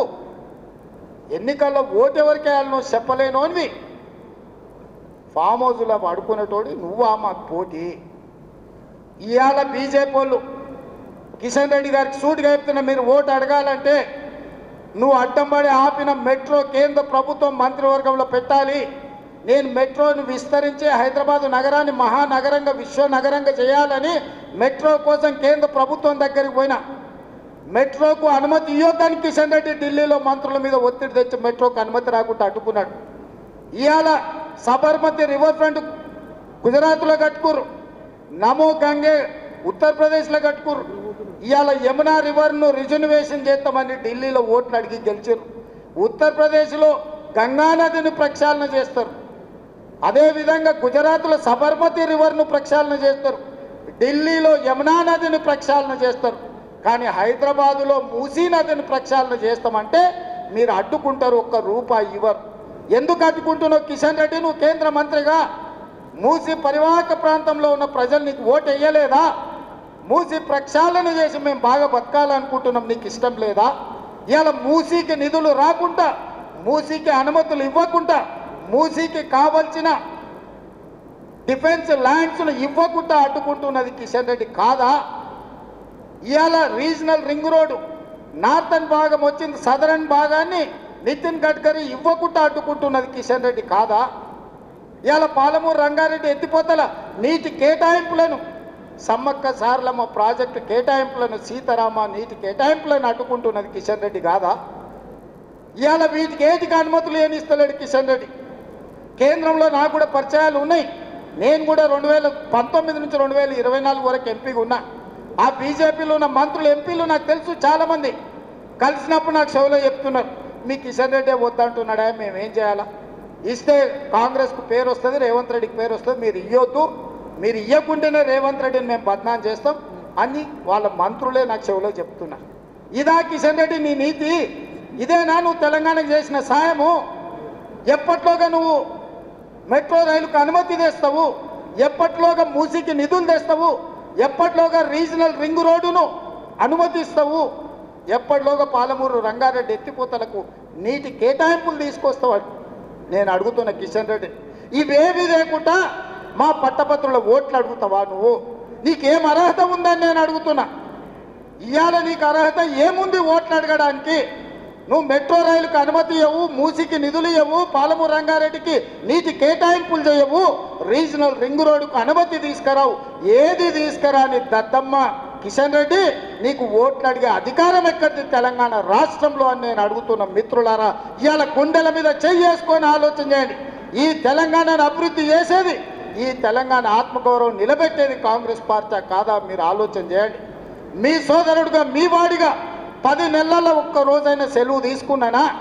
ఒక్క రోజైనా ఈ సమస్యల్ని వదిలి పక్కన కూర్చున్నానా? 2023 డిసెంబర్ 7 నాడు బాధ్యత తీసుకున్న నేను ఈ రోజు వరకు ఒక్క గంటన ఎప్పుడైనా సెలవు తీసుకున్నానా? ఎప్పుడైనా పని చేయకుండా ఊరుకున్నానా? మీకోసం ఎన్నో ఏళ్ళ నుంచి పెండింగ్ ఉన్న బీసీ కులగణన, మాదిగ ఉపకులాల వర్గీకరణ, రైతు రుణమాఫీ లాంటి సమస్యలను, నిరుద్యోగ సమస్యలను పరిష్కరించడానికి నేను నిరంతరం పనిచేస్తున్న మిత్రులారా. ఇదంతా నేను చెప్పింది నిజమైతే మీరు గుండెల మీద చెయ్యి పెట్టుకొని ఆలోచన చెయ్యండి. నేను చెప్పింది నిజమైతే నన్ను గెలిపించండి. ఈ ఎన్నికల్లో ఇంకా బలంగా పనిచేయాలంటే, నా మనోధైర్యం పెరగాలి అంటే, అవసరమైతే ఢిల్లీలో మోడీతో కొట్లాడాలి అంటే ఈ పట్టభద్రులు అండగా నిలబడండి. మీరు అండగా నిలబడితే ఇక్కడ కేసీఆర్ని కాదు, అక్కడ మోడీతోనైనా కొట్లాడి మనకు నిధులు నీళ్లు తీసుకొచ్చే బాధ్యత నాది. మీరందరూ అండగా నిలబడండి. ముఖ్యంగా మా ఆడబిడ్డలు ఈడ ఉన్నారు. ఆర్టీసీలో బస్సు ఉచితంగా మా ఆడబిడ్డలు ప్రయాణం చేస్తే 150 కోట్ల మంది ఆడబిడ్డలకు 4,000 కోట్ల రూపాయలు బస్సులో ఉచితంగా నేను ఇస్తే నాకు ఓటు వేయండి. మీకు బస్సుల్లో ఎవరైనా టికెట్ పైసలు అడిగితే నాకు ఓటు వేయొద్దని మా ఆడబిడ్డలకు నేను చెప్పదలుచుకున్నాను. 200 యూనిట్లు మీ ఇంట్లో ఉచితంగా కరెంటు వస్తే నాకు ఓటు వేయండి, లేకపోతే నాకు వద్దు. మీ అమ్మని అడగండి ఇంటికి పోయినాక, 500 రూపాయలకు సిలిండర్ మా ఆడబిడ్డలకు వస్తే ఓటు నాకేయండి, లేకపోతే ఓటు ఇయ్యకండి అని చెప్పి మా ఆడబిడ్డలను అడుగుతున్నా. స్వయం సహాయక సంఘాలను 67 లక్షల మందిని ఇవాళ ఆత్మగౌరవం లేకుండా ఉంటే సంఘాలను మళ్ళీ పునరుద్ధరించి 1 కోటి మంది ఆడబిడ్డల్ని కోటీశ్వరులను చేయాలన్న ఆలోచనతోని ఇవాళ వ్యాపారాలు ప్రారంభించడమే కాదు, 600 ఎలక్ట్రిక్ బస్సులు ఆడబిడ్డలకు ఇప్పించి లక్షాధికారులను కోటీశ్వరులను మిమ్మల్ని చేయడానికి మీకు బస్సులు ఇప్పించుంటే నాకు ఓటేయండి, లేకపోతే ఓటు వేయకండి. ఇవాళ 1000 మెగావాట్ల సోలార్ విద్యుత్ ఉత్పత్తి మహిళా సంఘాలకు ఇచ్చినాం. అదానీ అంబానీలతో పోటీ పడే సోలార్ విద్యుత్ ఉత్పత్తి వ్యాపారం ఈరోజు ఆడబిడ్డల దగ్గరికి తీసుకొచ్చినాం. శిల్పారామం హైటెక్ సిటీ పక్కన స్వయం సహాయక సంఘాలు చేసిన ఉత్పత్తులు అమ్ముకోవడానికి 3.5 ఎకరాలు 150 షాపులు మీ ప్రోడక్ట్స్ అమ్ముకోవడానికి అక్కడ భూమి ఇచ్చిన, అక్కడ షాపులు ఇచ్చిన. శిల్పారామం పక్కన మీ పేరు మీద 3.5 ఎకరాల భూమి ఉంటే, షాపులు ఉంటే నాకు ఓటేయండి, లేకపోతే మీరు ఎవరికైనా ఓటేసుకోండి అని మా ఆడబిడ్డలకు నేను విజ్ఞప్తి చేస్తున్నా. ఇవన్నీ కూడా మీరు ఆశీర్వదించి అండగా నిలబడ్డారు కాబట్టి నేను చేయగలిగిన.